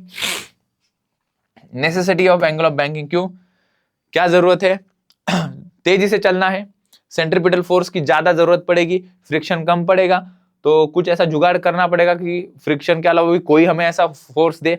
तो क्या होता है, फ्रिक्शन कम पड़ने से हम उसके ऊपर निर्भर नहीं कर सकते, बारिश वगैरह गिर गई तो सेंट्रीपिटल फोर्स को बढ़ाने के लिए हमने क्या कर दिया, एक एंड ऊपर उसका ये कर दिया, राइज कर दिया। उससे क्या हुआ, एक हॉरिजॉन्टल कंपोनेंट मिली हमें, किसकी, नॉर्मल रिएक्शन की, जो आगे एफबीडी में हम देखेंगे। उसने हमें एक एक्स्ट्रा एडिशनल सेंट्रीपिटल फोर्स दिया, ठीक है। मतलब कई जगह पे फ्रिक्शन भी नहीं रहेगा, और कर्व्ड रोड है, कभी देखा है ना नैस्कार रेसिंग में, देखा एक साइड ऊपर उठा देते तो गाड़ियां कितनी फास्ट निकलती है वहां से। तो रोड ने ऐसा कुछ काम किया, नॉर्मल रिएक्शन का एक कंपोनेंट हमें मिल गया, उसके कारण एक नेसेसरी सेंट्रीपिटल फोर्स हमारे पास आ गया और तेजी से चल पाते। वो कौन सा फोर्स है वो याद देखो, फिर वही derive the expression, show the angle of banking is independent of mass. Question तरह तरह के बना सकते हैं, लिखने का कॉन्सेप्ट वो एक ही रहेगा, क्या लिखना है। कर्व रोड दिखाया, गाड़ी दिखाई, गाड़ी का मास m दिखाया हमने, रोड को h हाइट से ऊपर उठाया, रेडियस r थी, एंगल थीटा, इंक्लिनेशन हॉरिजॉन्टल के सब चीजें वो यहाँ पे मेंशन कर देंगे। गाड़ी का वजन mg था, सेंटर से लगता है, सेंटर ऑफ ग्रेविटी से गाड़ी का वजन लगता है, और फिर हमने इसकी एफबीडी ड्रॉ कर ली। एफबीडी समझेंगे हम, एफबीडी समझ लिया तो काम तमाम पूरा, ठीक है। क्या है एफबीडी में, तो यहां पे गाड़ी अभी रोड पे ऐसे जाएगी, इस तरीके से जाएगी, ठीक है, इंक्लाइन प्लेन पे। यहां पे हमने इस बॉडी का, गाड़ी का एफबीडी ड्रॉ किया, गाड़ी के ऊपर mg नीचे लगेगा, ठीक है। नॉर्मल रिएक्शन सरफेस यहां पे, अभी नॉर्मल रिएक्शन सीधा नहीं लगेगी, टेढ़ा लगेगी ऐसे, इस डायरेक्शन में, ठीक है। हाँ ठीक है, तो ये डायग्राम सही ड्रॉ हुआ नहीं है, ठीक है, मैं इसको ठीक करता हूं। ये mg है और ये है हमारा normal reaction acting on this body, ठीक है। फिर इसके हमने दो कंपोनेंट किया, ये एंगल थीटा है, दिस एंगल इज थीटा, ठीक है। ये एंगल थीटा है, ये एंगल भी थीटा हो जाता है ज्योमेट्री के अनुसार, अभी वो एक्सप्लेन नहीं करेंगे। और वर्टिकली अपोजिट ये एंगल भी क्या हो जाएगा, थीटा। तो ये n है, तो ये हो गया n cos थीटा, ये डायग्राम थोड़ा सा, और इसका दूसरा कंपोनेंट एक इधर की तरफ आएगा, n sin थीटा, ठीक है। मैं पीडीएफ शेयर कर दूंगा ना, तब ये करेक्शन करके सेंड कर दूंगा, ठीक है। तो नॉर्मल रिएक्शन के हमने दो कंपोनेंट किए, ठीक है। और रोड और टायर के बीच में भी फ्रिक्शन था, ये फ्रिक्शन इधर की तरफ लगेगा, ठीक है। उसके हमने दो कंपोनेंट बना दिए, कौन सा, एक ये हो गया हमारा f cos थीटा, ठीक है, और दूसरा हमारा हो गया ये f sin थीटा। ये थोड़ा डायग्राम में गड़बड़ होगी, ChatGPT से मैंने क्रॉप किया ये इसलिए, ठीक है। तो n sin थीटा इधर है, ठीक है, और f cos थीटा भी इधर है, और फ्रिक्शन का दूसरा कंपोनेंट f sin थीटा नीचे आ जाएगा, ठीक है। तो n cos थीटा ऊपर हो गया, f sin थीटा नीचे, mg नीचे, दो फोर्स इधर आ गए, n sin थीटा एंड हमारा f cos थीटा, ठीक है। चलो हम अब इसे सॉल्व करते हैं। तो हमने क्या किया, कंसिडर किया सब कुछ, ये कर लिया, ठीक है। अभी f cos थीटा ये वाला फोर्स, ठीक है, is acting in the horizontal direction, और f sin थीटा, ये f sin theta is vertically downward direction में लग रहा है, ठीक है। मुझे हर बार अभी डायग्राम मुझे लगता है ठीक करनी पड़ेगी, सो क्या करूं मैं,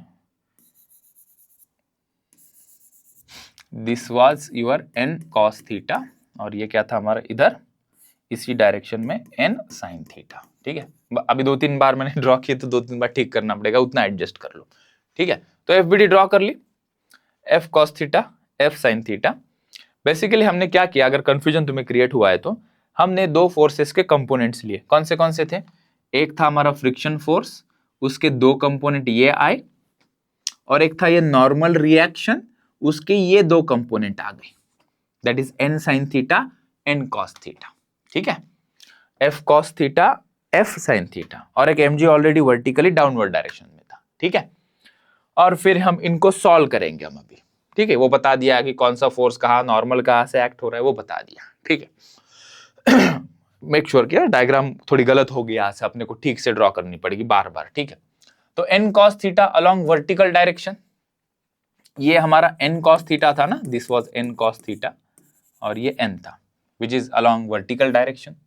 n sin theta along horizontal direction, ये n था n cos थीटा, और n sin थीटा इधर आ गया था ना अपना n sin theta, n sin theta, ठीक है, वो भी बता दिया हमने।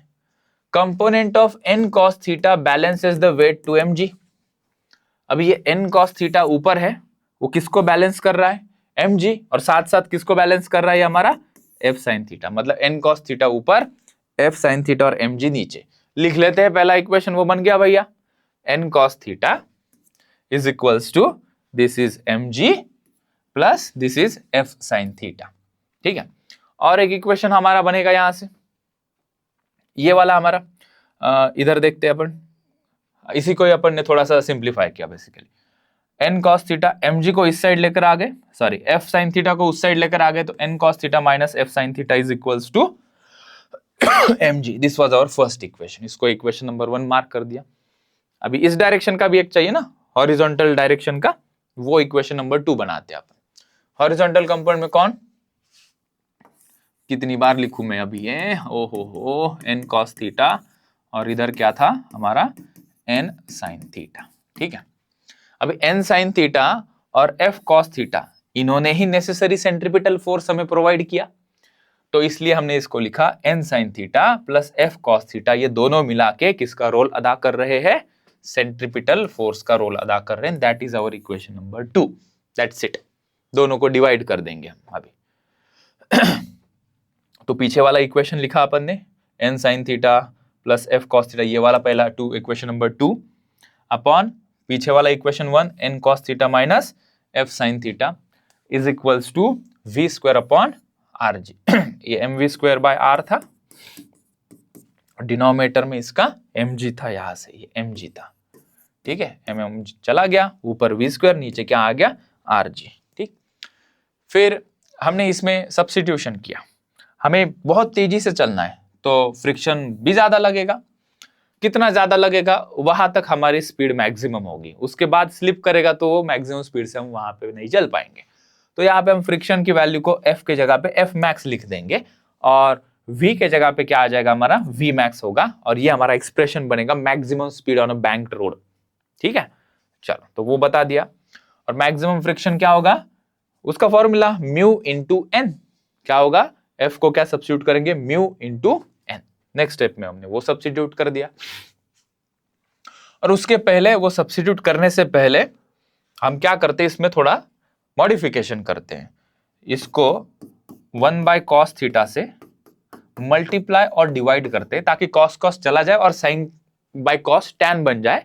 ये भी स्टेप इंपॉर्टेंट है, मतलब ये क्या बन जाएगा अभी, n sin theta upon cos theta plus f max cos theta upon cos theta, denominator में भी सेम चीज जो मैंने यहां लिखी हुई है, ये n sin theta upon n cos theta, n से भी मल्टीप्लाई कर दिया, चलो n से भी मल्टीप्लाई कर दिया हमने, तो हमारा n cos थीटा यहाँ से यहाँ से यहाँ से क्या क्या कट हुआ, ये कट हुआ, n भी कट हो गया, sine by cos tan theta हुआ, यहाँ पे क्या बचा f मैक्स अपॉन n, नहीं भी करते तो बाद में अपन वो पुट करने वाले थे इसलिए, ठीक। यहाँ से कट हो गया कॉस कॉस, ये 1 हो गया, माइनस साइन, ये minus sign, f max sine by cos क्या हो गया tan थीटा अपॉन क्या हो गया n। अब बारी किसकी आती है, इसको म्यू इंटू एन पुट करेंगे हम, किसको, जो हमारा फ्रिक्शन फोर्स है ना उसको हम पुट करेंगे, ठीक है। तो देखो समझो इसको, tan थीटा ये रहा तुम्हारा tan थीटा, f मैक्स को क्या लिखा मैंने, mu S into N, divided by n था, n कट हो गया, इधर ही बता दूं क्या, mu S into N, n cut हो गया, म्यू बचा, दिख रहे हो यहाँ पे, डिनोमिनेटर में क्या है, इधर भी mu into N, n cut हो गया, तो 1 माइनस म्यू tan थीटा, ठीक है, म्यू एस मतलब static friction force, max limiting friction force. तो ये हमारा फॉर्मूला आ गया। स्क्वायर रूट कैसे आया, वी स्क्वायर इक्वल टू क्या हुआ, ये हमारा ये आर जी था, ब्रैकेट में ये वाली टर्म, अंडर रूट डाल देंगे, स्क्वायर हटाने के लिए अंडर रूट डाल देंगे, R G bracket mu S plus tan theta 1 minus mu S tan theta. तुम्हें अगर किसी ने मिनिमम स्पीड पूछा, सीईटी के लिए काम में आएगा वो, यहाँ पे शायद ही पूछेंगे ये, अगर मिनिमम स्पीड से तुम्हें चलना है तो यहाँ पे माइनस साइन और यहाँ पे प्लस साइन कर देना, V minimum for banked road के ऊपर। एक्सप्रेशन मैक्सिमम का ही पूछेंगे हमें, ठीक है। तो this is the maximum speed on A banked road with friction, ठीक है। चलो ठीक है, अगर फ्रिक्शन ना हो और सिर्फ बैंक्ड रोड हो, तो फ्रिक्शन नहीं है, सिर्फ बैंकिंग है और फ्रिक्शन नहीं है, तो मैक्सिमम स्पीड क्या होगी? तो मैक्सिमम स्पीड म्यू एस को हम 0 पुट कर देंगे, यहाँ पे म्यू एस को क्या पुट कर देंगे? हम 0 पुट कर देंगे। ये वाला अननेसेसरी स्टेप आ गया। अगर म्यू एस को 0 पुट कर देंगे, इक्वेशन में क्या बचेगा? R G in bracket 0 plus tan theta upon 1 minus 0 into tan theta, तो 0 इंटू tan थीटा 0 हो गया। अंडर रूट में क्या बचा? सिर्फ आर जी tan थीटा। तो ये हो गया हमारी प्योरली बैंकिंग रोड पे मैक्सिमम स्पीड विदाउट फ्रिक्शन। यहां से अगर हम कितना एंगल पे है ये वो निकाल सकते हैं, बैंकिंग कितने एंगल पे है विदाउट फ्रिक्शन वाले केस में। तो V square upon R G is equal to tan theta और theta equal to tan inverse V square upon R G से वो निकाल सकते हैं। चलो आगे बढ़ते हैं, ठीक है। ठीक है, हमारे पास अभी कर्व हॉरिजॉन्टल रोड है, हमारे पास क्या है? एक कर्व हॉरिजॉन्टल रोड है at an angle theta dash. What will happen for the vehicle moving along this road if theta is less than theta dash and theta is greater than theta dash, where theta क्या है? Banking of road, ठीक है। मतलब जितना banking of road की जरूरत है उससे ज्यादा अगर हमने इंक्लिनेशन कर दिया तो क्या होगा? उससे ज्यादा अगर हमने इंक्लिनेशन कर दिया तो क्या होगा? सेंट्रिपिटल फोर्स बहुत ज्यादा मिलेगा हमें और गाड़ी कर्व रोड पे चलते चलते नीचे की तरफ फिसलेगी। अगर जितना जरूरी है बैंकिंग उससे हमने कम रख दिया तो जो मिलने वाला नेसेसरी सेंट्रिपिटल फोर्स है वो कम मिलेगा और गाड़ी बाहर की तरफ स्किड होगी, ठीक है। ये याद रखेंगे। आगे चलते हैं, कोनिकल पेंडुलम और उसका डेरिवेशन हमें पूछेंगे। Simple pendulum which gives such a motion that bob describes horizontal circle and the string describes a cone is called as conical pendulum। तो ये स्ट्रिंग है, नीचे एक छोटा सा बॉब है, इसको थोड़ा टेढ़ा कर दो ऐसा थीटा एंगल पे और इसको गोल गोल घुमाओ, तो ये जो बॉब है ना, ये बॉब सर्कुलर मोशन करेगा और जो रस्सी है वो ऐसे घूमेगी, किसी कोन के शेप जैसे घूमेगी, ठीक है। तो रस्सी कोनिकल पेंडुलम परफॉर्म करेगी और हमारा बॉब सर्कुलर मोशन परफॉर्म करेगा, that is our conical pendulum, ठीक है। तो angle made by string with the vertical, इसका कुछ एक्सप्रेशन चाहिए हमें। ये थीटा एंगल, स्पीड, रेडियस, इसके बीच में कुछ रिलेशन है वो हमें डिस्क्राइब करना है कि लीनियर स्पीड और एंगल थीटा वर्टिकल के साथ उसका एक रिलेशन। सेम चीज, लेंथ एल है हमारे स्ट्रिंग की, नीचे बॉब है जिसका मास एम है, थीटा एंगल पे हमने उसको ये किया है और ये जो बॉब है वो आर रेडियस का सर्कल डिस्क्राइब कर रहा है। ये चीज हमने नीचे बता दी, सर्कुलर मोशन डिस्क्राइब कर रहा है, ठीक है। ये सभी चीजें यहाँ पे हम डिस्क्राइब कर देंगे डेरिवेशन के वक्त, ठीक है। और यहाँ पे हम ध्यान देंगे, ठीक है। थोड़ा डायग्राम में, हाँ ये टी ऊपर है, इसको मैं ड्रॉ कर लूंगा। यहाँ पे हमने देखा, अभी एफबीडी ड्रॉ करते इस बॉब की, बॉब के ऊपर नीचे कौन सा फोर्स लगेगा? mg। Along the string tension T लगेगा।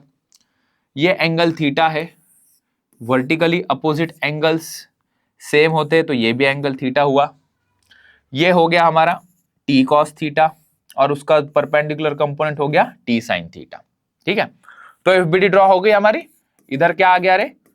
टी साइन थीटा, ऊपर क्या आ गया?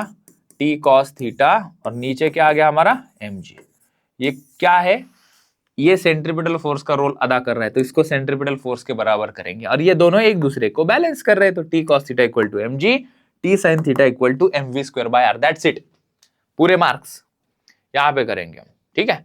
वही चीज बताइए, mg इक्वल टू हमारा टी कॉस थीटा और टी साइन थीटा क्या दे रहा है हमें? नेसेसरी सेंट्रिपिटल फोर्स, दोनों को इक्वल कर देंगे। T cos theta equal to mg, यहां से T cos theta equal to mg, and जो अंदर की तरफ है टी साइन थीटा वो सेंट्रिपिटल फोर्स का रोल अदा कर रहा है जिसको mv स्क्वायर बाय आर, या नॉट नेसेसरी हमेशा mv स्क्वायर बाय आर ही लिखेंगे, mr ओमेगा स्क्वायर भी हम इसको लिख सकते हैं, ठीक है। तो ये दो इक्वेशन मिल गए, इनको यहीं पे हमने डिवाइड कर दिया। Equation 1 divided by equation 2, T चला गया, sine theta upon cos theta is equals to, ये m भी चला गया, ये वाला ऊपर है और g वाला नीचे आ गया, तो साइन बाय कॉस क्या हो गया, tan थीटा। तो tan theta is your v square upon rg, तो थीटा कितना हो गया, tan inverse v square upon rg। ठीक है, चलो तो अगर यहां से तुम्हें पूछेंगे कि स्पीड बताओ कोनिकल पेंडुलम में उस पार्टिकल की, तो ये इक्वेशन में rg को इधर डाल देंगे, तो v हो गया हमारा under root of rg tan theta. So this is the expression for linear speed of the bob of a conical pendulum. ठीक है, चलो आगे बढ़ते। अभी define period of conical pendulum and obtain the expression for its time period. यहां तक तो हम आ ही गए, यहां तक की स्टेप तो वो सेम ही रहेगी। टाइम पीरियड निकालने के लिए हम क्या लिखेंगे, v equal to R omega, है ना। तो हमारा ओमेगा क्या हो जाएगा यहां से, वो हो जाएगा v upon R, and what is v, v is our under root of R G tan theta. इस बेचारे r को भी अंदर लेकर जाओ ना, रूट के अंदर स्क्वायर डाल दो इसका, एक r कट हो जाएगा, तो क्या बचेगा हमारा g tan theta upon r। ठीक है, तो ये हमारा ओमेगा का एक्सप्रेशन है, जिसको हम आगे थोड़ा सिंप्लीफाई करेंगे बच्चों। ठीक है, क्या मिला हमें, ये वाला एक्सप्रेशन मिला। ठीक है, अभी हम क्या करेंगे, उस टैन थीटा को देखते हैं। ये ट्रायंगल दिख रहा है तुम्हें, ये वाला ट्रायंगल, इधर एक थीटा है, ये r है, ये हाइट h है और ये l है। तो यहाँ इस ट्रायंगल में से टैन थीटा क्या होगा, opposite upon adjacent, that is r upon h। ठीक है, तो इस इक्वेशन में हम पुट करते हैं r अपॉन h को। ठीक है, ये g tan theta upon r था ना, तो r अपॉन h हमारा टैन थीटा का सब्स्टिट्यूशन यहाँ पे देखने को मिला। तो कुछ कट हो गया क्या, r कट हो गया, तो क्या मिला हमें, omega equal to under root of g upon h। ठीक है, तो अभी टाइम पीरियड के साथ इसका रिलेशन लगा देते हैं। टाइम पीरियड क्या होगा, omega equal to 2 pi by T, 2 pi by omega, 2 pi by T is equals to, omega की सब्स्टिट्यूशन कर दिया हमने under root g upon h, तो टाइम पीरियड क्या हो गया, h इधर आ गया, g नीचे आ गया, 2 pi under root h upon g। यह हमारा टाइम पीरियड का एक्सप्रेशन हुआ।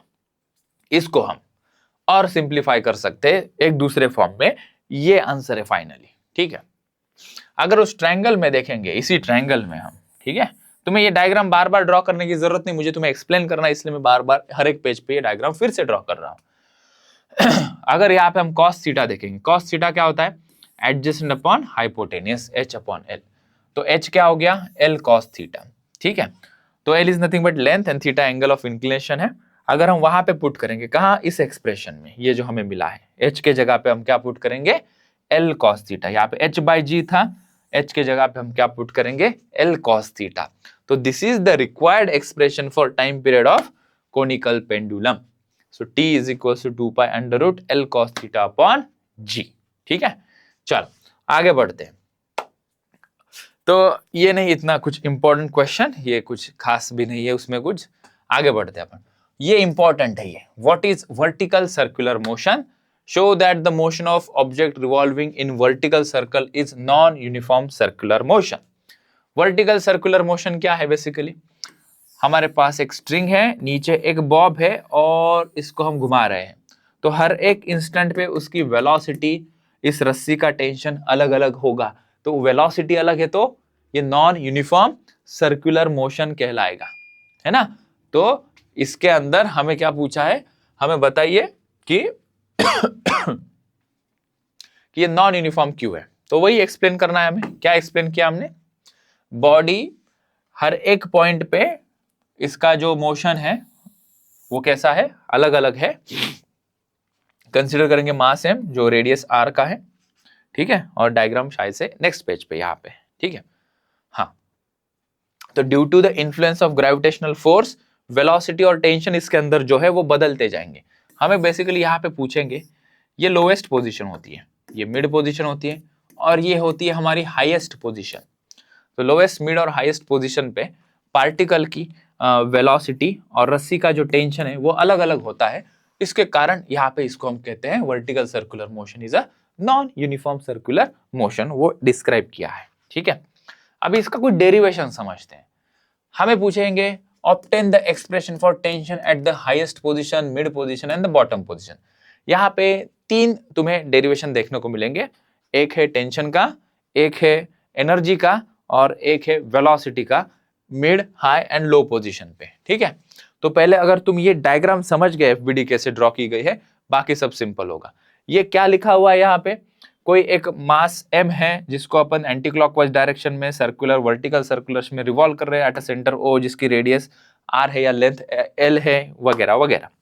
हम क्या करेंगे, उसके पूरे रास्ते में लेट से कि उसने कहीं पे एक जगह पे थीटा एंगल बनाया और उस इंस्टेंट पे हम उसकी फ्री बॉडी डायग्राम ड्रॉ करेंगे। कितने सारे फोर्सेस देखना यहाँ पे, इसके ऊपर नीचे लग रहा है, ऊपर मतलब डाउनवर्ड डायरेक्शन में लग रहा है कौन सा फोर्स, mg। यहाँ पे कौन सा लग रहा है हमारा, टेंशन। यहाँ पे वर्टिकल के साथ कितना एंगल बनाया था उसने, थीटा। वही थीटा ये एंगल होगा क्योंकि ये सेम लाइन है। ठीक है, तो अगर ये mg के मैं दो टुकड़े करूँ तो along this mg cos theta होगा अलोंग द टेंशन, और उसके परपेंडिकुलर उसका दूसरा कंपोनेंट होगा mg sin थीटा। और इस पर्टिकुलर इंस्टेंट पे पार्टिकल चलेगा तो उसकी टेंजेंशियल वेलोसिटी होगी vp। इतना ड्रॉ कर लिया तो काम आसान हो गया, इतना ड्रॉ करेंगे तो हमारा काम आसान हो जाएगा। ठीक है, चलो फिर इसको समझते हैं हम आगे। बार बार तुम्हें ड्रॉ करने की जरूरत नहीं, रेफरेंस के लिए मैंने रखा है। यहां से फिर हम बनाएंगे इक्वेशन। ये इक्वेशन बनाया हमने, ठीक है, थीटा एंगल पे हमने क्या बनाया कि इक्वेशन बनाया। क्या मिला हमें, यहां पे मिला हमें t, ये हमारा t, और उसी के अपोजिट डायरेक्शन में मिला हमें mg cos theta. Opposite direction में इसलिए माइनस करके mg cos थीटा, और इन दोनों का मिला के नेट जो बनेगा अंदर की तरफ हमारा सेंट्रीपिटल फोर्स का रोल वो दोनों सबट्रैक्ट करके प्ले करेंगे। ठीक है, सॉरी, ठीक है, चलो। तो ये P पॉइंट है, इस P पॉइंट पे हमने इसके बड़ी ड्रॉ की। ठीक है, अभी when the body is at the highest position, अभी हम क्या करेंगे, ऐसे घूमेगा, ये हाईएस्ट पोजीशन पे आया तो ये एंगल कितना हो जाएगा, थीटा कितना हो जाएगा 180 डिग्री के बराबर। तो यहां पे हम थीटा को क्या पुट करेंगे 180, और cos 180 कितना होता है, cos 180 होता है तो -1 है ना, तो वो यहां पे हम सब्स्टिट्यूट कर देंगे। ठीक है, -1 हो गया, तो ये क्या हो गया, tension eight highest point minus mg cos पाई वगैरह वगैरह वगैरह आके यहाँ पे प्लस mg हो गया। हाईएस्ट पॉइंट का टेंशन हमें पूछा है तो हाईएस्ट पॉइंट का टेंशन निकालेंगे हम, ये mg को इधर लेकर आएंगे, यह हो गया हमारा हाईएस्ट पॉइंट का टेंशन mv²/r माइनस mg। ठीक है, और फिर पूछेंगे बॉटम पोजीशन में कितना टेंशन क्रिएट होगा। बॉटम पोजीशन मतलब घूम फिर के ये यहीं पे आ गया, मतलब थीटा की वैल्यू कितना 0 डिग्री, तो 0 डिग्री पुट करेंगे, cos 0 1 होता है, उसी इक्वेशन में पुट करेंगे cos 0 कितना होता है 1 होता है, तो TL minus mg is equal to mvl। Letters कैसे बदल रहे समझ में आ रहा है क्या, लोएस्ट पॉइंट का टेंशन है, लोएस्ट पॉइंट की वेलोसिटी। ठीक है, तो ये 1 हो गया, ये माइनस, ये 1 हो गया, इधर को इधर लेकर आगे प्लस हो गया, this is tension at the lowest point. ठीक है, फिर हमें क्या होगा, जब हम क्वेश्चन एमसीक्यू बनाएंगे यहाँ पे सीईटी के लिए वगैरह, तो हमें लोएस्ट पॉइंट की वेलोसिटी यहाँ पे पुट करनी पड़ेगी, जिसका डेरिवेशन आगे भी है, तो तुम्हें तब समझ में आएगा कि लोएस्ट पॉइंट की वेलोसिटी को क्या पुट करना होता है। ठीक है, लेकिन ये सवाल पूछेंगे हमें टेंशन वाला, तो बस इतना ऐसा लिखेंगे अपन। ठीक है, ओके, तो इसमें आगे चलते हैं मिड पोजीशन पे। मिड पोजीशन मतलब कौन सी, ये वाली, यहाँ पे कितना एंगल बना रहा है, ये बना रहा है हमारा 90 डिग्री। तो थीटा की वैल्यू हमने पुट कर दी 90 डिग्री, cos 90 0 होता है, तो टी m कर दिया लेटर अभी, क्योंकि मिड पॉइंट की बात हो रही है। ठीक है, इधर भी m लिखना था, वो गलती से h हो गया, mg cos 90 तो 0 होता है। हाई मिड पॉइंट पे टेंशन की वैल्यू mv मिड पॉइंट पे जो वेलोसिटी है उसका स्क्वायर अपॉन r के बराबर आ जाएगी। ठीक है, hence from equation 2, 3 and 4 it is observe that tension कहां पे सबसे ज्यादा है, maximum at the lowest point. क्यों मैक्सिमम भैया लोवेस्ट पॉइंट पे कहा गया, लोवेस्ट पॉइंट ये, क्योंकि this is and this is को प्लस किया है, और इधर हाईएस्ट पॉइंट पे क्या था, वही टर्म को क्या था हमने माइनस, तो टर्म छोटे हो गए, हाईएस्ट पॉइंट पे टेंशन कम, लोएस्ट पॉइंट पे टेंशन सबसे ज्यादा, और मिड पॉइंट पे ठीक ठाक टेंशन है। ठीक है, चले आगे, okay. Obtain an expression for minimum velocity of a body at different positions so that it just perform vertical circular motion। अभी हम velocity find out करेंगे, velocity at highest position, velocity at lowest position and velocity at mid position। ठीक है, तो वही बता देंगे, particle vertical circular motion कर रहा है जिसका मास m है, रेडियस r है, वगैरह वगैरह वगैरह। ठीक है, चल, और फिर यहां से हम शुरुआत करेंगे। हाईएस्ट पॉइंट पे टेंशन का एक्सप्रेशन वो हमें पता था, वो एफबीडी ड्रॉ की थी, cos 180 -1 था, वो सब्स्टिट्यूट किया हमने, हाईएस्ट पॉइंट का टेंशन का ये आ गया। तो हमेशा जब कभी भी वेलोसिटी का एक्सप्रेशन पूछेंगे हाईएस्ट पॉइंट से स्टार्ट करेंगे, ठीक है। अभी क्या है, जब पार्टिकल हाईएस्ट पॉइंट पे रहेगा, ठीक है, अगर यहाँ पे टेंशन क्या हो गया, यहाँ पे टेंशन क्या हो गया 0, तो ये पूरा सीधा नीचे नहीं गिरेगा। रस्सी में टेंशन अगर 0 हो गया तो ड्यू टू ऑलरेडी ये मोशन में है ना, यहां से ये ऑलरेडी मोशन में, थोड़ी सी भी इसके पास वेलोसिटी आ जाती है तो इसकी गाड़ी निकल पड़ेगी, ग्रेविटी के कारण इसकी वेलोसिटी वापस बढ़ जाएगी।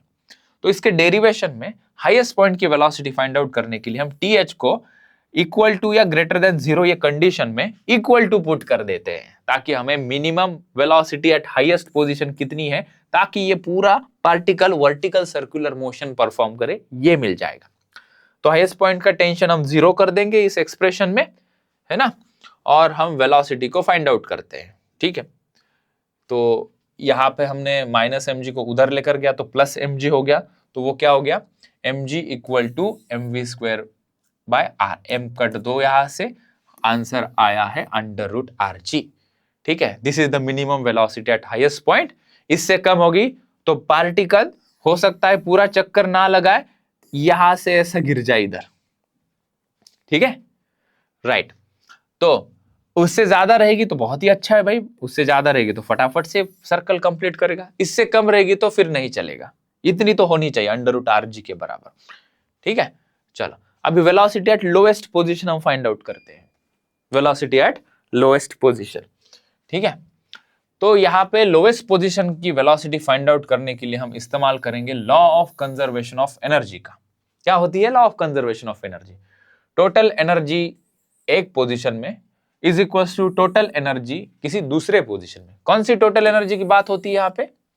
यहाँ पे बात होती है kinetic energy and potential energy.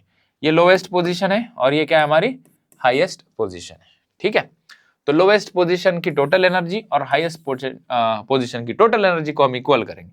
उसके लिए लगेगा हमें एक रेफरेंस लाइन, क्योंकि पोटेंशियल एनर्जी mgh वाले फॉर्मूला में वो h कहाँ से मेजर करोगे, तो हमने कहा बॉटम लाइन से मेजर करेंगे।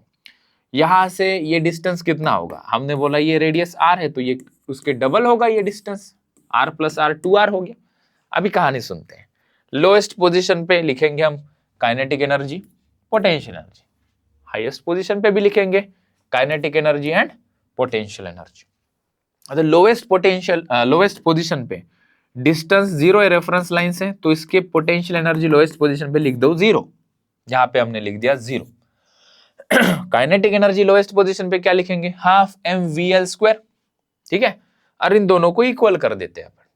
हाईएस्ट पोजीशन की potential energy mg × 2r, kinetic energy half mvh², और vh हमें ऑलरेडी फाइंड आउट कर लिया ना अपन ने, √rg, उसका स्क्वायर कर देंगे।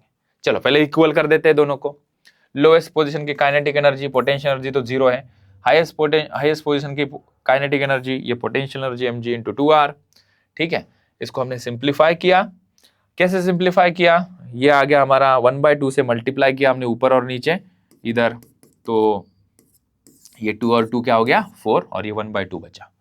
तो half mvl² is equals to half m bracket में vh² + 4gr हुआ। हाईएस्ट पोजीशन की भी वेलोसिटी हमें पता है ना, √rg, तो वो भी क्या हो गई rg, rg + 4rg कितना हो गया 5rg, 5rg डिवाइडेड बाय 2, है ना। vh को पुट कर देंगे √rg, √rg + 4rg, rg + 4rg कितना हो गया √5rg, ठीक है। तो वहां पे हमने पुट कर दिया, इस एक्सप्रेशन में करके दिखाओ यहाँ पे, half mvl² is equals to half m rg + 4rg कितना हो गया 5rg, m कट हो गया, 2 कट हो गया, vl² कितना हो गया 5rg, vl is nothing but √5rg। आया समझ में? लोएस्ट पोजीशन पे हमने ये निकाली, ठीक है। मिड पोजीशन पे भी हम यही लगाते हैं, velocity at mid position, conservation of energy लगाते हैं 2 पॉइंट पे, एक मिड पॉइंट और उसके साथ लोएस्ट पॉइंट या हाईएस्ट पॉइंट, दोनों में से कोई ले सकते हो, मैंने लोएस्ट पॉइंट लिया। पोटेंशियल एनर्जी लोएस्ट पॉइंट पे 0, kinetic energy half mv², v² 5rg होगा, अभी जस्ट निकाला हमने। Potential energy at mid point क्या होगी, ये मिड पॉइंट है, मिड पॉइंट से परपेंडिकुलर डिस्टेंस हमारे रेफरेंस लाइन से आर के बराबर, तो पोटेंशियल एनर्जी कितनी होगी mgr। काइनेटिक एनर्जी यहाँ की हाफ mvh², तो ये कितना हो गया हमारा 5/2 mrg, इधर का ये mrg और ये हाफ m, कुछ m वगैरह काट दो, rg उधर चला जाएगा, 5/2 rg माइनस rg, 3/2 rg, नीचे का 2 उससे काट दो, तो ये कितना हो गया हमारा, यहां से मिल गया हमें √3rg। ये हमारी हो गई मिड पॉइंट पे वेलोसिटी पार्टिकल की। हाईएस्ट पॉइंट पे कितनी आई √rg, लोएस्ट पॉइंट पे √5rg, मिड पॉइंट पे √3rg। ठीक है, तो क्या सीखे हम वर्टिकल सर्कुलर मोशन के डेरिवेशन से, हमें वो फ्री बॉडी डायग्राम ड्रॉ करते आनी चाहिए और उसके हिसाब से कैसे हमने डेवलप किया है डेरिवेशन। ठीक है, चलो और भी बाकी है क्या सर? यस, मुझे लगता है लास्ट कड़ी है ये, 1-2 क्वेश्चन बाकी है, बने रहो। अभी तक बने हो मतलब सब्सक्राइब तो किया ही होगा। ठीक है, obtain an expression for energy at different position in the vertical circular motion, hence show that the total energy constant होती है। ठीक है, अभी डिफरेंट पोजीशन पे हमें टोटल एनर्जी बतानी है, बड़ा सिंपल है। टोटल एनर्जी क्या होती है? Kinetic energy plus potential energy. Highest position की बात कर लेंगे, काइनेटिक एनर्जी हाईएस्ट पोजीशन पे कितनी होती है? Half mv²। हाईएस्ट पोजीशन पे √rg, rg स्क्वायर है, रूट हट गया, हाफ mrg। ठीक है, पोटेंशियल एनर्जी कितनी होती है? mg into 2r, 2mrg। इन दोनों को जोड़ देंगे ना हम, तो हमें टोटल एनर्जी मिल जाएगी। तो टोटल एनर्जी हाईएस्ट पॉइंट पे कितनी होगी? दोनों को जोड़ दिया, हाफ mrg और 2mrg, कितना हो गया? 5/2 mrg। तो total energy at highest point कितनी होगी? 5/2 mrg। हमें यह साबित करना है हर जगह पे टोटल एनर्जी का आंसर कांस्टेंट होगा, मतलब 5/2 mrg आना चाहिए। चलो फिर दूसरे पोजीशन पे चलते हैं, लोएस्ट पोजीशन पे चलते हैं। लोएस्ट पोजीशन पे तो पोटेंशियल एनर्जी 0 होती है ना, और काइनेटिक एनर्जी कितनी होती है? हाफ mv², v² 5rg हो गया, तो 5/2 mrg। तो टोटल एनर्जी कितनी होगी लोएस्ट पोजीशन पे? काइनेटिक प्लस पोटेंशियल, पोटेंशियल तो 0 हुई, 5/2 mrg हुई ना सेम। हाईएस्ट पोजीशन पे और लोएस्ट पोजीशन पे पोटेंशियल एनर्जी कैसी है? सेम है, इस प्रूफ। मिड पोजीशन पे भी बता देते हैं, पोटेंशियल एनर्जी मिड पोजीशन पे mgh, h r के बराबर है। Kinetic energy half mvm², vm कितना होता है? √3rg स्क्वायर है, तो 3rg आ गया, दोनों को जोड़ दिया, 3/2 mrg प्लस mrg, कितना हो गया? 5/2 mrg। तो हर जगह पे देखा आपने टोटल एनर्जी कैसे आती है? कांस्टेंट आती है। तो ये स्टेप्स रहे, ये हमें फॉलो करने हैं एग्जाम में। ठीक है, कहीं पे भी देखेंगे टोटल एनर्जी कैसे रहेगी? कांस्टेंट। और एक derivation, vertical circular motion is all about derivations. पहला हमने किया डेरिवेशन किसका? टेंशंस, फिर किया हमने वेलोसिटी, तीसरा किया हमने उसका टोटल एनर्जी, एंड आखिरी डेरिवेशन हम कर रहे हैं। ये तो सिंपल है, तो क्या है? टेम्परेचर, टेंशन का difference at highest and lowest position हमें पूछा है। लोएस्ट पोजीशन पे पिछले डेरिवेशन से देख लेना, लोएस्ट पोजीशन पे कितना आया था टेंशन? mvL² r + mg, और हाईएस्ट पोजीशन पे कितना आया था? mvh² r - mg। दोनों का डिफरेंस ले लेते हैं, सबट्रैक्ट करो दोनों को। TL कितना है? ये इतना, माइनस हाईएस्ट पॉइंट पे टेंशन कितना है? ये इतना। दोनों को हमने कुछ कॉमन ले लिया, ये माइनस माइनस प्लस हो गया, तो ये mg ऐड होगा, कट नहीं होगा, that's 2mg over here. And ये दोनों टर्म के अंदर m कॉमन है और r कॉमन है, वो कॉमन ले लिया, VL² - VH² दिख रहा है। ठीक है, और VL और VH की वैल्यू पुट कर देंगे हम अभी। ठीक है, VL और VH की वैल्यू हमें ऑलरेडी पता है, या नहीं पता है तो हम ये थोड़ा लंबा चौड़ा रास्ते से चल सकते हैं, इतना चलने की जरूरत नहीं, ऑलरेडी हम सब्स्टिट्यूट कर देंगे। लोएस्ट पोजीशन पे वेलोसिटी कितनी होती है हमें पता है, वो होती है 5rg। हाईएस्ट पॉइंट पे कितनी होती है? वो होती है rg। तो 5rg माइनस rg कर देंगे, कितना हो जाएगा? ये हो जाएगा 4rg। तो m/r into 4rg plus 2mg, यहां से r और r कैंसल हुआ, 4mg प्लस 2mg कितना आएगा? ये आ गया 6mg। तो टेम्परेचर ने tension difference at the lowest and highest point is 6mg, है ना। चलो, तो ये हो गया। और आखिरी सवाल ऑफ दिस सर्कुलर मोशन, फिर मैं थोड़ा सा ब्रेक लेकर रोटेशनल डायनामिक्स ले लूंगा, और मुझे लगता है मैंने सेपरेट करना चाहिए, रोटेशनल डायनेमिक्स है ना। ओके चलो, state the kinetic equation for circular motion in analogy with linear motion. क्या है भैया, जैसे कि हम लीनियर मोशन में क्या लिखते हैं, v equal to u plus at, वैसे ही सर्कुलर मोशन में v को रिप्लेस कर देंगे, एनालॉगस टर्म कहते हैं उसको, v की एनालॉगस टर्म, वेलोसिटी की एनालॉगस टर्म सर्कुलर मोशन में angular velocity, initial velocity u की एनालॉगस टर्म क्या है, इनिशियल एंगुलर वेलोसिटी, a की एनालॉगस टर्म क्या है, angular acceleration, a is linear acceleration and t is nothing but time in both the veg. Linear motion में ये, angular motion में ये, यही बताना है बस इनको तीनों इक्वेशन के लिए। ut plus half A T square की analogous term, theta is equals to omega naught T plus half A T square, और v square is equals to U square plus 2a की एनालॉगस टर्म क्या होगी, omega square is equals to omega naught square plus 2a theta, alpha is angular acceleration. ठीक है, इसके आगे आता है rotational motion. I can see कितना टाइम हुआ इसको लेकर 1.5 घंटे का, तो सर्कुलर मोशन ही 1.5 घंटे का हो गया है। तो इट्स बेटर इसके नेक्स्ट वीडियो में मैं रोटेशनल मोशन ले लूंगा और उसके अगले वीडियो में इन दोनों के इकट्ठा हम न्यूमेरिकल्स करेंगे।